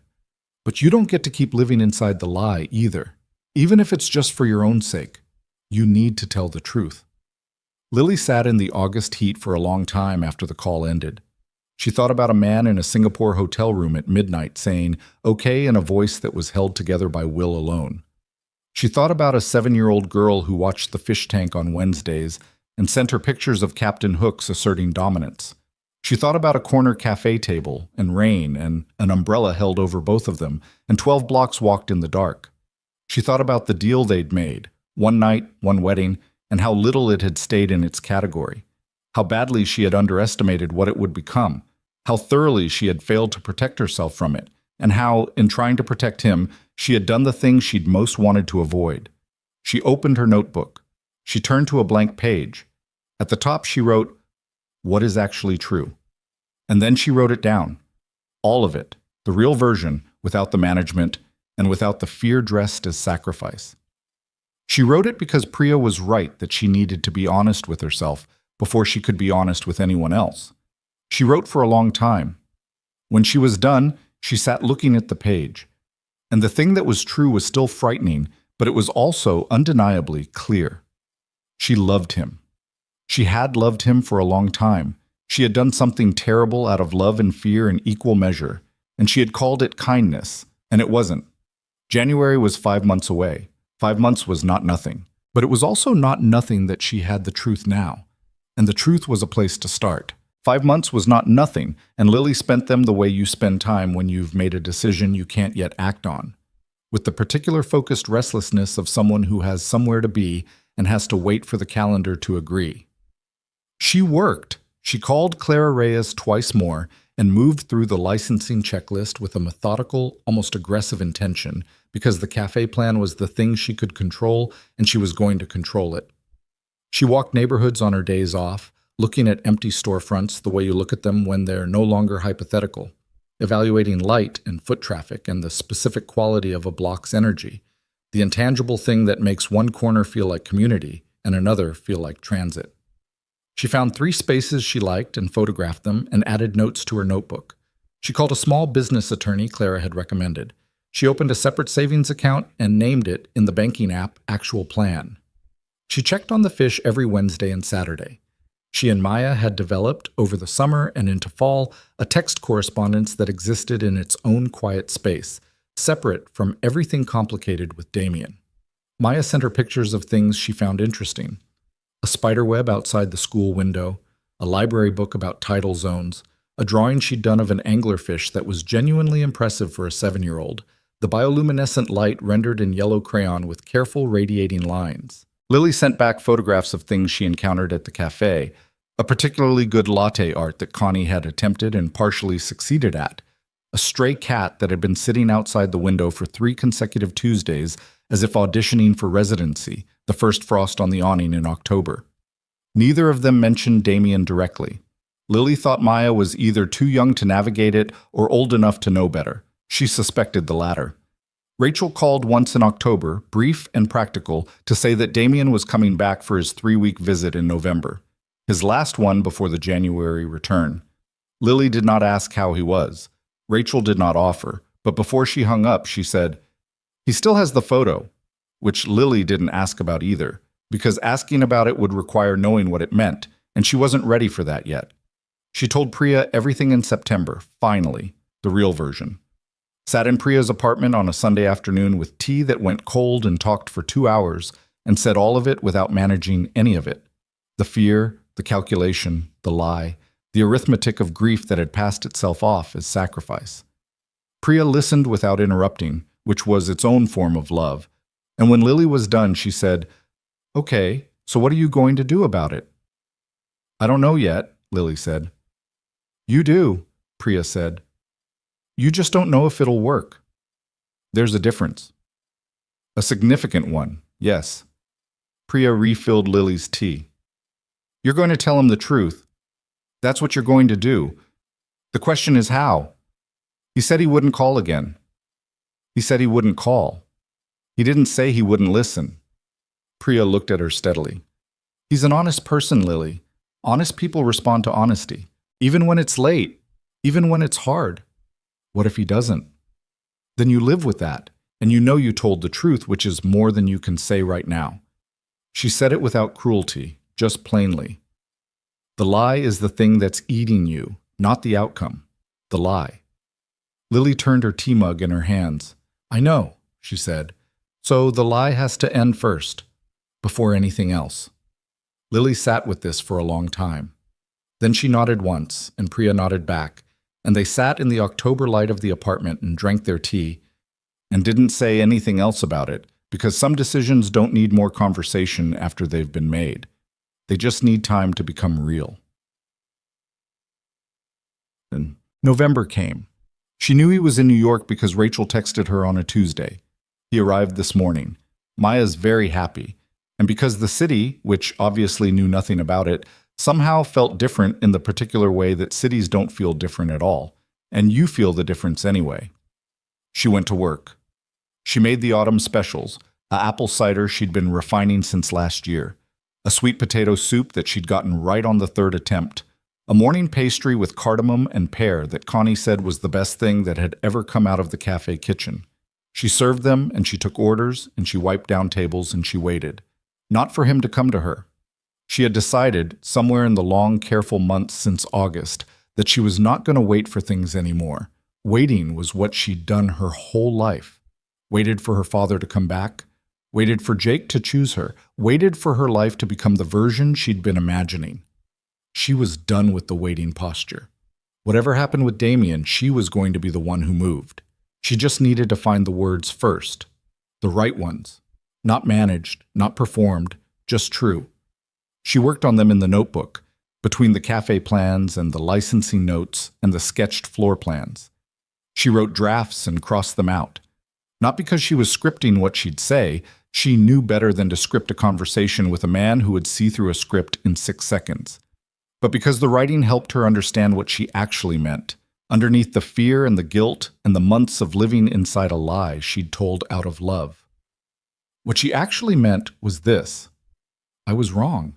Not just strategically wrong, not just emotionally wrong, but fundamentally dishonest in a way that I did not have the right to be. I made a decision about your capacity without asking you. I decided what you needed and what I was worth, and I built a fiction out of those two decisions and handed it to you as truth. And that was a worse thing than the fear that drove it, because you deserved the actual truth, the messy, frightened, real version. And I gave you a story instead. What she actually meant was, I love you. Not past tense, not as a conclusion I reached after analysis. I love you in the present tense, which is the only tense that matters. And I have for a long time. And I was afraid of what that meant for your life. And I made a unilateral call about both of our lives based on that fear. And I was wrong, and I'm sorry. She wrote that down, not as a script, but as a fact she needed to be clear on before she said anything out loud to anyone. Then she put the notebook away and went to talk to Jake Holloway, which was not on her list of plans, but was, it turned out, urgently necessary.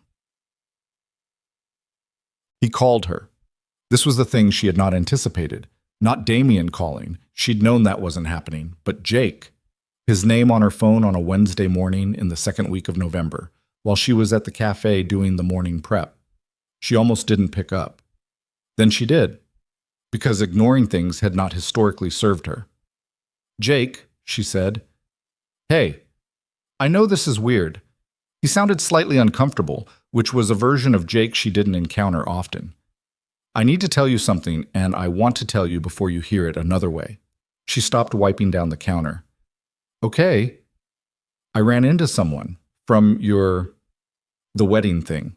Rachel Cross, Damian Cross's sister. He paused. I didn't know who she was at first. We were at the same industry dinner, and we got to talking, and she mentioned her brother, and I put it together. Lily was very still. Okay, she said carefully. She didn't tell me anything private. She was actually pretty guarded. Another pause. But she said her brother came back last month for a few weeks and apparently went looking for you at the cafe. A beat. I guess you weren't there, or you were, but I don't know exactly what happened.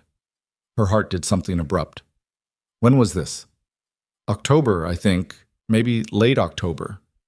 He sounded like a man delivering information he wasn't entirely comfortable being the delivery vehicle for. I just thought, I don't know. You mentioned it was over when I saw you in July. I thought you should know that he apparently didn't entirely think so. She stood in the empty cafe with the morning light coming through the windows and her hand tight around the phone. Thank you, she said. Her voice came out quieter than intended. Are you okay? I'm fine, she breathed. Thank you for telling me, Jake, really. Sure. He seemed relieved to be finished with it. Take care of yourself, Lily. She hung up. She stood in the cafe for approximately 2 minutes, completely still, while the information rearranged itself in her chest. October. He'd come back in October, his 3-week visit, and he'd come to Birch and Brew. She had been working every shift in October. She hadn't taken any time off, hadn't changed her schedule, which meant he'd come on a day she wasn't there, or a time she wasn't there, or he'd stood outside and not come in, because he'd said he wouldn't call, and standing at the door of a cafe and walking away was a different kind of keeping that promise. She didn't know which. She wouldn't know until she asked. She took off her apron. She called Connie from the back hallway and said she needed 2 hours. She was sorry, it was important, and Connie, who had seen everything in 30 years of running this cafe and was not a woman who required extensive explanation, said, go, she'd cover the morning. Lily went. She didn't go to the apartment. She went to Rachel's first because Rachel was the person she had a text relationship with, and the person who had said he still has the photo in October, and if she was going to do this, she was going to do it correctly. Rachel opened the door on the second knock and looked at Lily for about 3 seconds and said, I thought it would take you longer. He went to the cafe in October, Lily said. Yes. Did he go in? Rachel was quiet for a second. He walked there. He stood outside for about 15 minutes. Then he came back. She studied Lily's face. He didn't say why. He didn't have to. Lily breathed through this. A man who doesn't say things he doesn't mean, standing outside a cafe for 15 minutes in the October cold, not going in, walking away. That was its own sentence. It said, I'm not done. It also said, but I heard what you told me, and I'm not going to ignore what you said. He was trying to respect a decision she'd made out of fear while simultaneously being unable to entirely stay away. She understood this completely. He's at the apartment? She asked. He took Maya to school this morning. He'll be back by noon. Rachel looked at her steadily. Are you going to tell him the truth? Yes. The whole truth, not a version of it. The whole thing. Lily met her eyes. I owe him that. Rachel looked at her for another long moment. Then she stepped back. Come in, she said. I'll make coffee. He'll be back in an hour. She did not wait at Rachel's. After 20 minutes and half a mug of coffee, she stood up and said she was going to the apartment to wait, and Rachel gave her the spare key that had been in her kitchen drawer since Lily had returned it in March, which was its own kind of statement, and Lily took it and went. She let herself in. The apartment was quiet in the way of a place where a child lives but is temporarily absent, the particular organized chaos of Maya's presence visible everywhere. The fish tank glowing blue on the dresser visible through the half-open bedroom door. The drawing still on the refrigerator. A new one added since Lily had last been here, which was a detailed rendering of what appeared to be a deep-sea thermal vent ecosystem, labeled in Maya's careful handwriting. She stood in the kitchen and looked at it for a while. Captain Hooks was moving along the back of the tank, visible from here in the late morning light. Vesper and Marigold circled each other in the unhurried way of creatures who had been in the same small world long enough to stop being curious about it. She sat at the kitchen table. She put her hands flat on the surface. She breathed. She heard the key in the door at 12:17. He came in the way he came into most spaces, quietly, without announcement, already moving toward whatever the next task was. He had his coat half off before he processed that there was someone at his kitchen table, and the half-second of stillness that followed was complete. Then he saw it was her. He finished taking the coat off. He hung it on the hook by the door. He was wearing a dark sweater, and he looked like a man who had been working hard for a long time, the evidence of it in his face. Not older exactly, but more drawn. The particular leanness of someone who had been running on discipline and not enough of anything else. He looked at her. She looked at him. "Lily," he said. His voice was careful, neutral, with effort. "I used your spare key," she said. "Rachel gave it to me. I should have asked first. I'm sorry." "It's fine." He moved to the counter, stood there with his hands resting on it, looking at her with the contained, precise attention she knew so well. Waiting. She had thought about what to say for 3 months. She had written it in a notebook and revised it and understood it and let it settle into something she actually meant rather than something she'd constructed. And now that he was here, looking at her across his kitchen, all the careful preparation reduced itself to the simplest possible version. "I lied to you," she said. He didn't move. "In May, on that call." She kept her eyes on his face. "I lied. Not about everything. I was scared, that part was true, but I built a story out of the fear and I handed it to you as something true. And it wasn't." She breathed. "You were not a replacement. You were never convenient. I didn't need something and find you available. What happened between us was the least convenient thing I've experienced in years, and I chose it anyway. Every step, and I knew what it was." She held his gaze. "I knew what it was, and I told you it was something else because I decided you needed to be free of me. And I made that choice for you without asking you, and that was wrong." He was very still. Not the angry kind of still, the listening kind. The way he went still when something important was being said, and he was giving it his full attention. "Why?" he said. "Because I was afraid," she said. "Because the regulatory deal fell through and you sounded like a man who was holding something together by force, and I did the math. The bad math, the math that fear does when you let it drive. And I decided I was a cost you couldn't afford.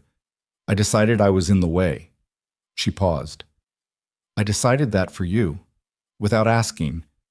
I thought I was protecting you." "From what?" "From me." She said it plainly. "From having to divide yourself. I'd heard enough about what the hard seasons do to your relationships, and I was terrified of being the thing that broke under the weight of it, the thing you eventually had to let go of. And I thought—" She stopped, found the honest version. "I thought if I ended it, I could call it a choice instead of a loss. I could frame it as sacrifice instead of fear." She looked at the table for a second, then back at him. "Priya told me in August that I dressed fear up as sacrifice, and I've been sitting with that ever since because she was right." The kitchen was very quiet. The fish tank hummed softly from the bedroom. "Damien," she made herself say the next part, the hardest part. "I know you said you wouldn't call again. I know what you meant when you said it. I'm not here to argue with that decision or tell you what you should do about it." She paused. "I'm here because I owe you the truth, and the truth is that I love you. Not past tense, not something I figured out in retrospect. I love you, and I have for a long time. And I was so afraid of not being enough for your life that I destroyed the thing we had before you got a chance to decide for yourself whether it was worth keeping." She stopped. She had said all of it. There was nothing left in the notebook version, and there was nothing left in the real version. She had said the whole truth, the actual one, and now it was in the air of his kitchen, and she had to sit with whatever happened next. He was quiet for so long that she started to feel the specific quality of a silence that might be going in the wrong direction. She kept her hands flat on the table. She had decided months ago that she was done managing outcomes in advance. Whatever he said, she would hear it. "I went to the cafe," he said finally. "I know. Jake told me. Rachel mentioned it to him at an event. He called me this morning. I went twice." He looked at the counter. "The first time, September, I stood on the block and I turned around and went home. The second time, October, I walked to the door." He paused. "I stood outside for a while. I couldn't go in." "Why not?" "Because you told me something, and I had to decide whether to believe it." He looked at her. "I've spent 6 months having the same argument with myself. Half of me knew. I knew you. I knew the way you talked about things that mattered. I could hear when your voice wasn't right. Half of me knew what I heard on that phone call wasn't the whole truth." He turned the coffee mug on the counter. "The other half said, she's the most honest person you know. If she said it, she meant it. Don't make her into someone different because it's convenient." "Which half won?" "Neither," he said. "I just stood outside a cafe for 15 minutes and went home." He looked at her directly. "Because I needed you to tell me. I needed it to come from you. I wasn't going to show up at your door and make you deal with me if you'd made a real decision." "It wasn't a real decision," she said quietly. "It was fear making decisions and calling itself something better." He held her gaze for a long moment. Something in his face was doing the thing she'd learned to read. The very faint, very controlled signal of a man who has been carrying something heavy and is very carefully setting it down. "I know," he said. She blinked. "You know?" "I knew." He exhaled, short and quiet. "I knew it wasn't real. I just needed you to know it too." He moved from the counter, came to the table, pulled out the chair across from hers and sat down. And they were level now. A kitchen table between them the same way there'd been cafe tables between them for the better part of a year. "I spent 3 months being furious at you, and then 3 months being—" He stopped. "I don't have a good word for it. The kind of missing something that doesn't stop feeling like missing it even when you try to work through it." "I'm sorry," she said. The words were inadequate, and she said them anyway because they were what she had. "I'm genuinely sorry. I should have trusted you with the actual thing, the fear, the calculation, all of it. I should have said I was scared instead of building something false out of it." "Yes," he said simply. Not forgiving or unforgiving, just honest. "I know I don't get to decide what happens next," she said. "I made the wrong call and there's a cost to that, and I'm not asking you to pretend there isn't." He looked at her steadily. In the kitchen light of a November morning, with his coat on the hook and the fish tank humming and 6 months of hard distance between them, he looked like someone who had been waiting for something specific to become clear. Like a man who had been doing his own math, in hotel rooms and office buildings, and on the sidewalk outside a cafe, and had reached the same conclusion she had, but from the other direction. "Lily," he said, "tell me what you want." She had not been asked this cleanly in a long time, without scaffolding or context or the implication that the answer had limits. Just, "Tell me what you want." She told him, "I want to try again. I want to do it honestly this time. The whole thing, all the parts that are difficult, without managing the outcome in advance. I want to not decide for you what you need. I want—" She looked at him. "I want to be the person you call when the regulatory deal falls through, not the one you manage around." He was quiet. "I know January is 6 weeks away," she said. "I'm not asking for everything right now. I'm asking if there's something left to come back to." He looked at her for a long time. She held it. She had decided she was done looking away from things that mattered. "There was never nothing left," he said. "That was always going to be the problem."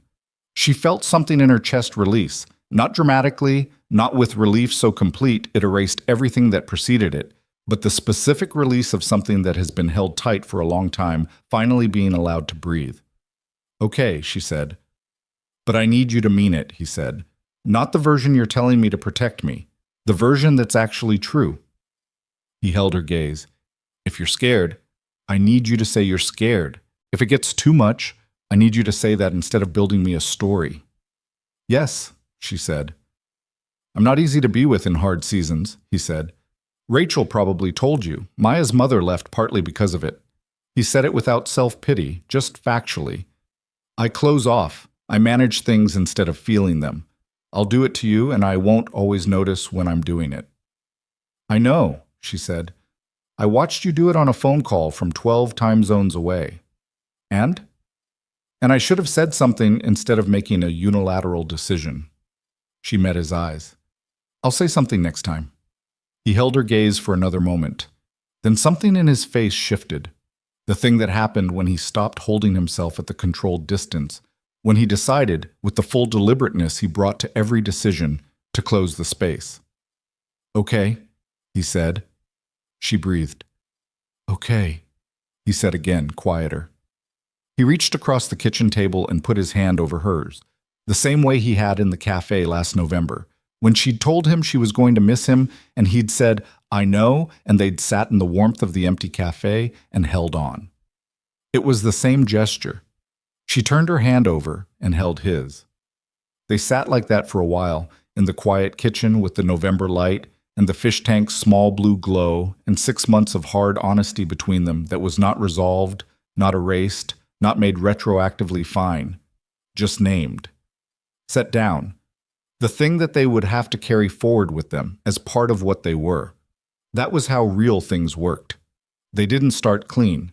They started where they were.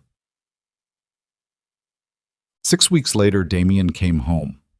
Not to the hotel, not to a temporary space.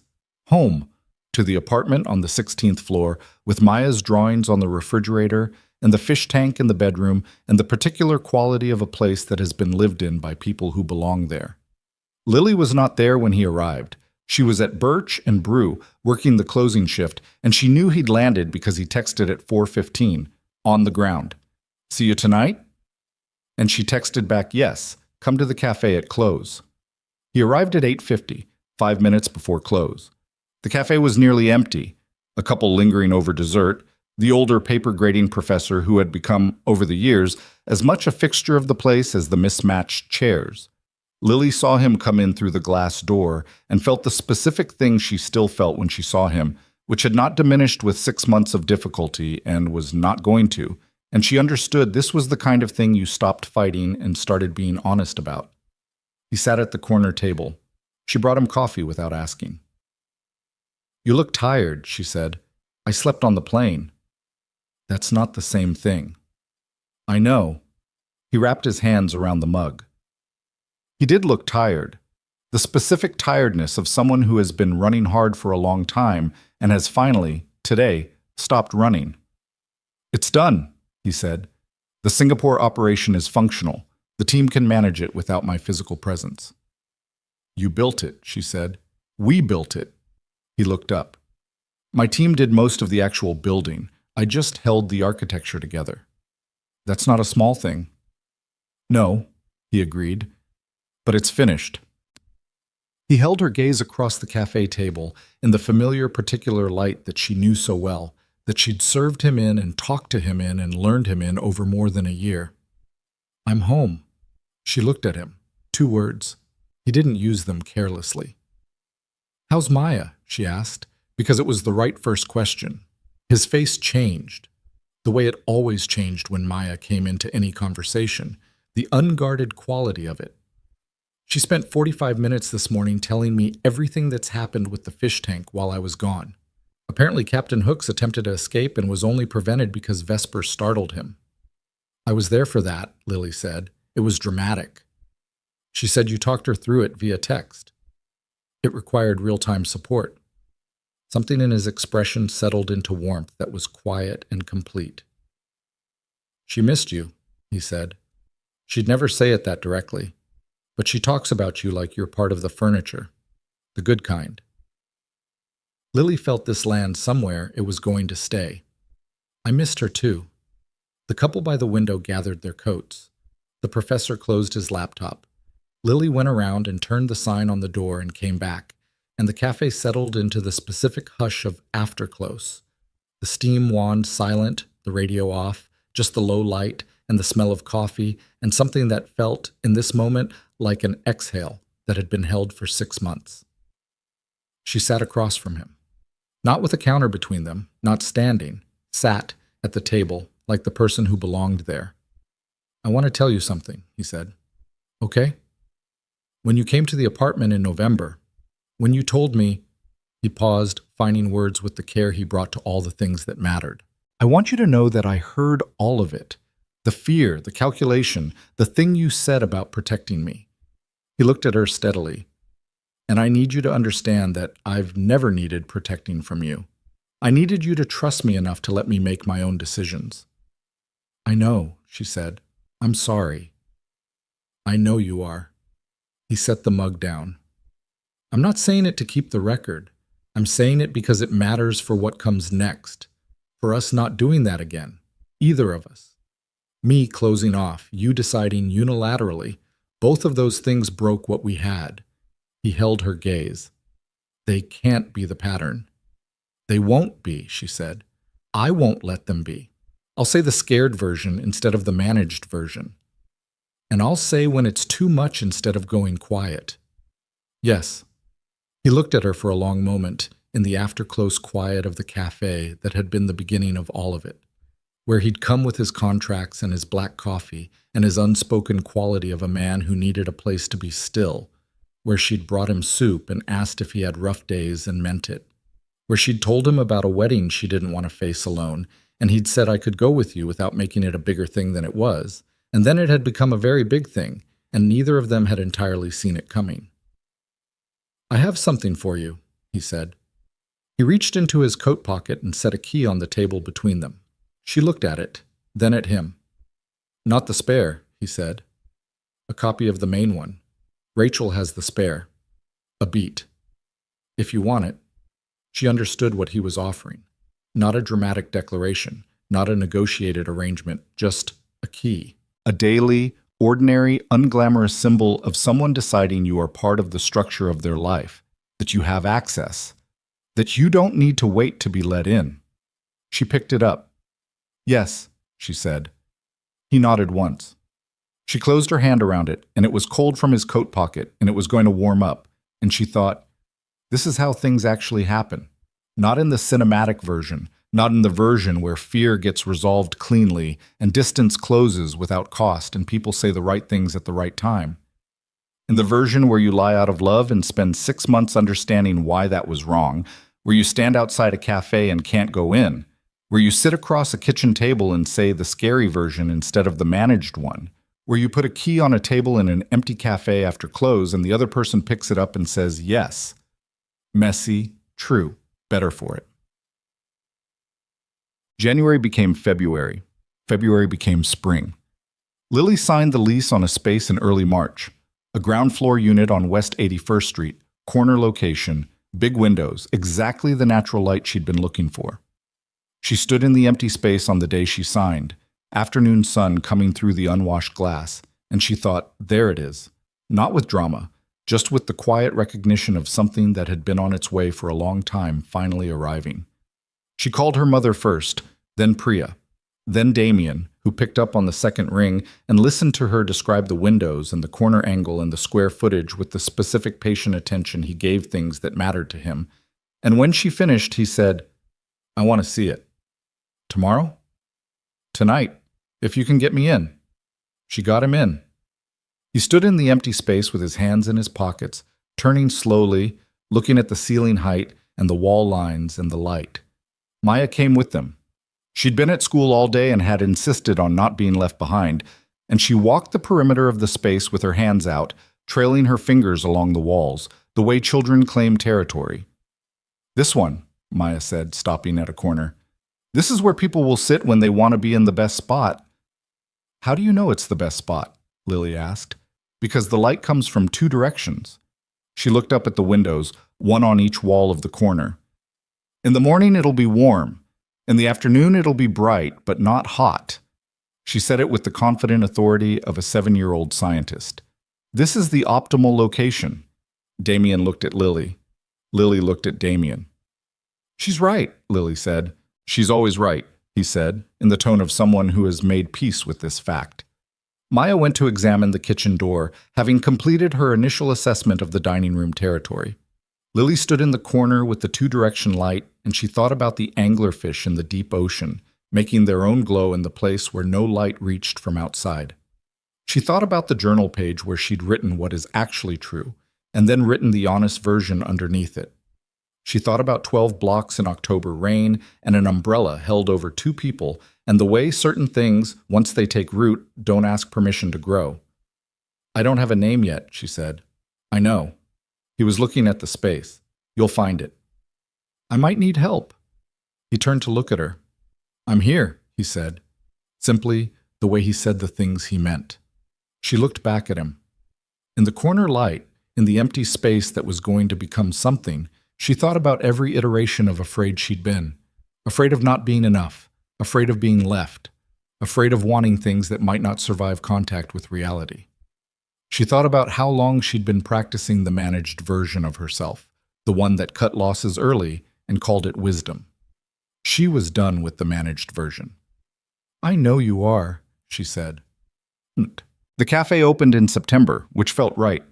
A year from the month she'd stood in a stockroom reading the word generational on her phone and felt the fear win for the first time. The permits had been a process. The build-out had been a longer process. There had been a week in June where the hood ventilation system failed an inspection, and she'd sat on the floor of the empty kitchen and cried for 20 minutes out of sheer exhaustion, which was not elegant but was honest. Damien had found her there, having let himself in with his copy of the space key she'd given him in April, and he'd sat down on the floor beside her without comment and handed her a bottle of water. "I thought you had a board meeting," she said. "It's done." "You didn't have to come." "I know." He opened the water for her. "I wanted to." She drank the water. He sat on the tile floor in his work clothes and didn't say anything about the ventilation system or the inspection or the timeline, because he understood that sometimes the thing someone needs is not a solution, but a person on the floor beside them. This, she had learned, was what he was good at. The showing up, the steady presence, the quality of staying that was not dramatic and was everything. He didn't fix things unnecessarily. He didn't offer solutions she hadn't asked for, or he tried not to, and when he did, she called him on it, and he acknowledged it, and it didn't turn into anything, because they'd both gotten better at the honesty, and the honest version was usually shorter than the managed one. Maya had designed the logo. This was not something that had been planned. She'd simply produced it one Saturday afternoon, a precise pencil drawing of a small glowing circle surrounded by radiating lines, like the anglerfish's light, and had presented it to Lily with the matter-of-fact energy of someone delivering completed work. Lily had looked at it for a long time and then asked if she could use it. Maya had said, "That's what it's for." They had a graphic designer turn it into something print-ready, and it had become the mark on the door, the stamp on the cups, the emblem on the menu that Lily had finally written in full, no more specials board shorthand. Under the logo, in clean type, the name she had finally found. Not the ones she'd crossed out in the notebook, not the ones that sounded like a cafe from a distance, but the one that sounded, when you said it, like something you'd already heard before. Birch and Bloom. Named partly for Connie's cafe, which had given her the years and the training and the steady foundation of a place run by someone who knew what mattered. And partly for the other thing, the quality of something that starts contained, a name in bark, and then opens. Connie had come to the opening and hugged Lily for a long time and said nothing, which was the right response. Priya came with her husband and stayed for 3 hours and cried twice, which was also the right response. Rachel came with her kids and her husband and sat in the corner table that Maya had identified as optimal and said the coffee was the best she'd had in New York, which Lily suspected was generosity but appreciated anyway. Maya was there when the doors opened. She stood beside Lily at 10 in the morning when the first customer walked in, a woman with a stroller who ordered a cortado and a pastry and didn't know she was the first person ever to order anything in this space. And Maya watched the transaction with her scientist's attention and then looked up at Lily and said simply, "It works." "It does," Lily agreed. "I knew it would." "I know you did." Maya nodded, satisfied, and went to take up her position at the corner table with her current library book, Tidal Ecosystems. She'd moved on from Deep Sea. And Lily went back to the counter and her cafe was open and alive around her, and she stood in it like a person who belonged there. The evening after the opening, when the last customer had left and the staff, two people she'd hired, a barista named Dev, and a cook named Helen, who was better than Lily had expected and possibly better than Lily on her worst days, had gone home, and the space was quiet and hers in the particular way of a place after close, Lily sat at the counter with her shoes off and her feet up on the stool rail, and she was, without performing it, happy. She was tired. Her feet ached. The cortado machine had developed a temperamental quality in the afternoon rush that she was going to have to address tomorrow. She'd run out of the cardamom pastry by noon and had needed to improvise, which had worked but only barely. The ventilation system had performed as required, and she'd felt, every time the hood hummed to life, a specific vindictive satisfaction. She was tired and imperfect, and the cafe was real and hers, and she was, without managing it, happy. She heard the key in the lock at 8:15. She didn't look up. She knew the sound. Damien came in carrying takeout containers from the Taiwanese place in Brooklyn, which he set on the counter without announcement. He'd brought Maya earlier for the opening and taken her home at 7 for school tomorrow, and now he was back. He came back. He always came back, 3 weeks or 6 months or an evening. He kept the promises he made. He sat on the stool beside her. He looked at the space, the closed cafe, the warm light, the small glowing logo on the door that had come from his daughter's pencil. "How do you feel?" he asked. She thought about it honestly. "Like I've been waiting for this for 6 years and it's smaller than I imagined and exactly right." He nodded. "That's usually how it works." "Did you know that?" "Not until the first major thing I built was operational. Then I knew." He opened the takeout containers and handed her chopsticks. The size of the dream and the size of the real thing are never the same. The real thing is always smaller in some ways and bigger in others. She ate a dumpling. "What's bigger?" "The part you didn't know to want." He looked at her. "The part you didn't put in the plan because you didn't know it was available." She held that for a moment. She thought about what she hadn't planned for. The corner table and the black coffee and the October rain. The favor that turned into something real. The lies she'd told out of love and the 6 months of learning what love actually required, which was not sacrifice and not management, but honesty. The real version, the whole version, offered without guarantees. She thought about a 7-year-old scientist who designed logos on Saturday afternoons and named her fish after her assessment of their personalities and told her father, without apology, that he was better on Tuesdays and Fridays. She thought about this man beside her, eating takeout on a stool in her empty cafe at 8:15 on a Wednesday, who had walked 12 blocks in rain and stood outside a door he couldn't go through and come back anyway, who had asked her once what she actually wanted and meant it with no conditions attached. "Hey," she said. He looked at her. "Thank you," she said, "for the whole thing. From the beginning." He was quiet for a second. "You don't have to." "I know I don't have to." She held his gaze. "I want to." She paused. "You showed up from the first night. You just kept showing up even when I gave you reasons not to." "You gave me one reason not to," he said, "and it didn't hold. Because you knew it wasn't true. Because I knew you." He said it simply, without decoration. "I know you." She looked at him in the warm light of her cafe. Outside, the city was doing its evening thing, the particular aliveness of a Wednesday night, people going places, the sound of traffic and voices, and all the ordinary music of a city that does not concern itself with your private history, that just keeps going, indifferent and alive. Inside, the fish tank was at home on the 16th floor, and Damien Cross was eating dumplings on a stool in her new cafe, and Maya was probably reading about tidal ecosystems in the apartment that had a spare key in Rachel's drawer and a main key in Lily's coat pocket, and the logo on the door was a small glowing circle with radiating lines, a child's drawing of a creature that makes its own light in the deepest dark. This was not the version she had planned. This was the version she hadn't known to want. The part you didn't put in the plan because you didn't know it was available. She ate another dumpling. She didn't look away from him. "I love you," she said. He looked at her. In his face, the thing that usually stayed controlled was not controlled, was just present, just there. the actual thing without management. "I know," he said. "I love you too." He said it the way he said everything true, without embellishment, without the theatrical weight of a moment that is performing itself. Just the fact of it, stated plainly, the way he stated all the facts that mattered, the way he had said, "I'll come back in every 3 weeks, and I'm here, and I know you." They finished the takeout. He washed the containers in her new kitchen sink because he was the kind of man who cleaned up. She wiped down the counter that was already clean because she was the kind of woman who couldn't leave a surface unwiped after a long day. At some point, the radio that Dev had left on in the kitchen drifted through the pass-through, something low and instrumental, and Damien said, without particularly planning it, "Dance with me." She looked at him. "There's a radio," he said. "There's space. Maya's asleep." He held out a hand matter-of-factly, the same way he'd offered an arm at a wedding 14 months ago, the first time they'd been two people performing something that was more real than they were prepared to admit. She took his hand. She always took his hand.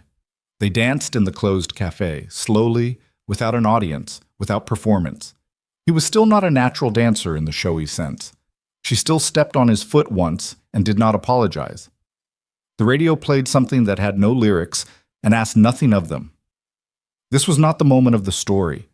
This was after the story, the part that doesn't get told because it's made of ordinary things. Tuesday mornings and Friday evenings. A child who sent pictures of her fish and designed logos on Saturdays. A cafe with imperfect ventilation and a corner table with two-direction light. Two people who had lied to each other, one by omission and one by design, and had chosen to be honest instead, and were building something out of that choice every day. Real love is not the feeling. The feeling is the beginning. Real love is the verb, the showing up, the staying, the choosing of honesty over management, the willingness to say I'm scared instead of building something false and calling it protection. It is the key you put on a table and the one that is picked up. It is the door you stand outside of for 15 minutes and the hand that opens it anyway. It is not the deal you made. It is the choice you make after the deal ends, and after that, every ordinary day until the ordinary days become the thing you were always building toward. Lily Bennett stood in the cafe she had dreamed for 6 years, in the arms of a man she had loved for one, and the city went on outside the windows, and the fish swam in their tanks 16 floors up, and Maya slept in her room with the title Ecosystems book, and the story was not over. It was just, finally, actually beginning.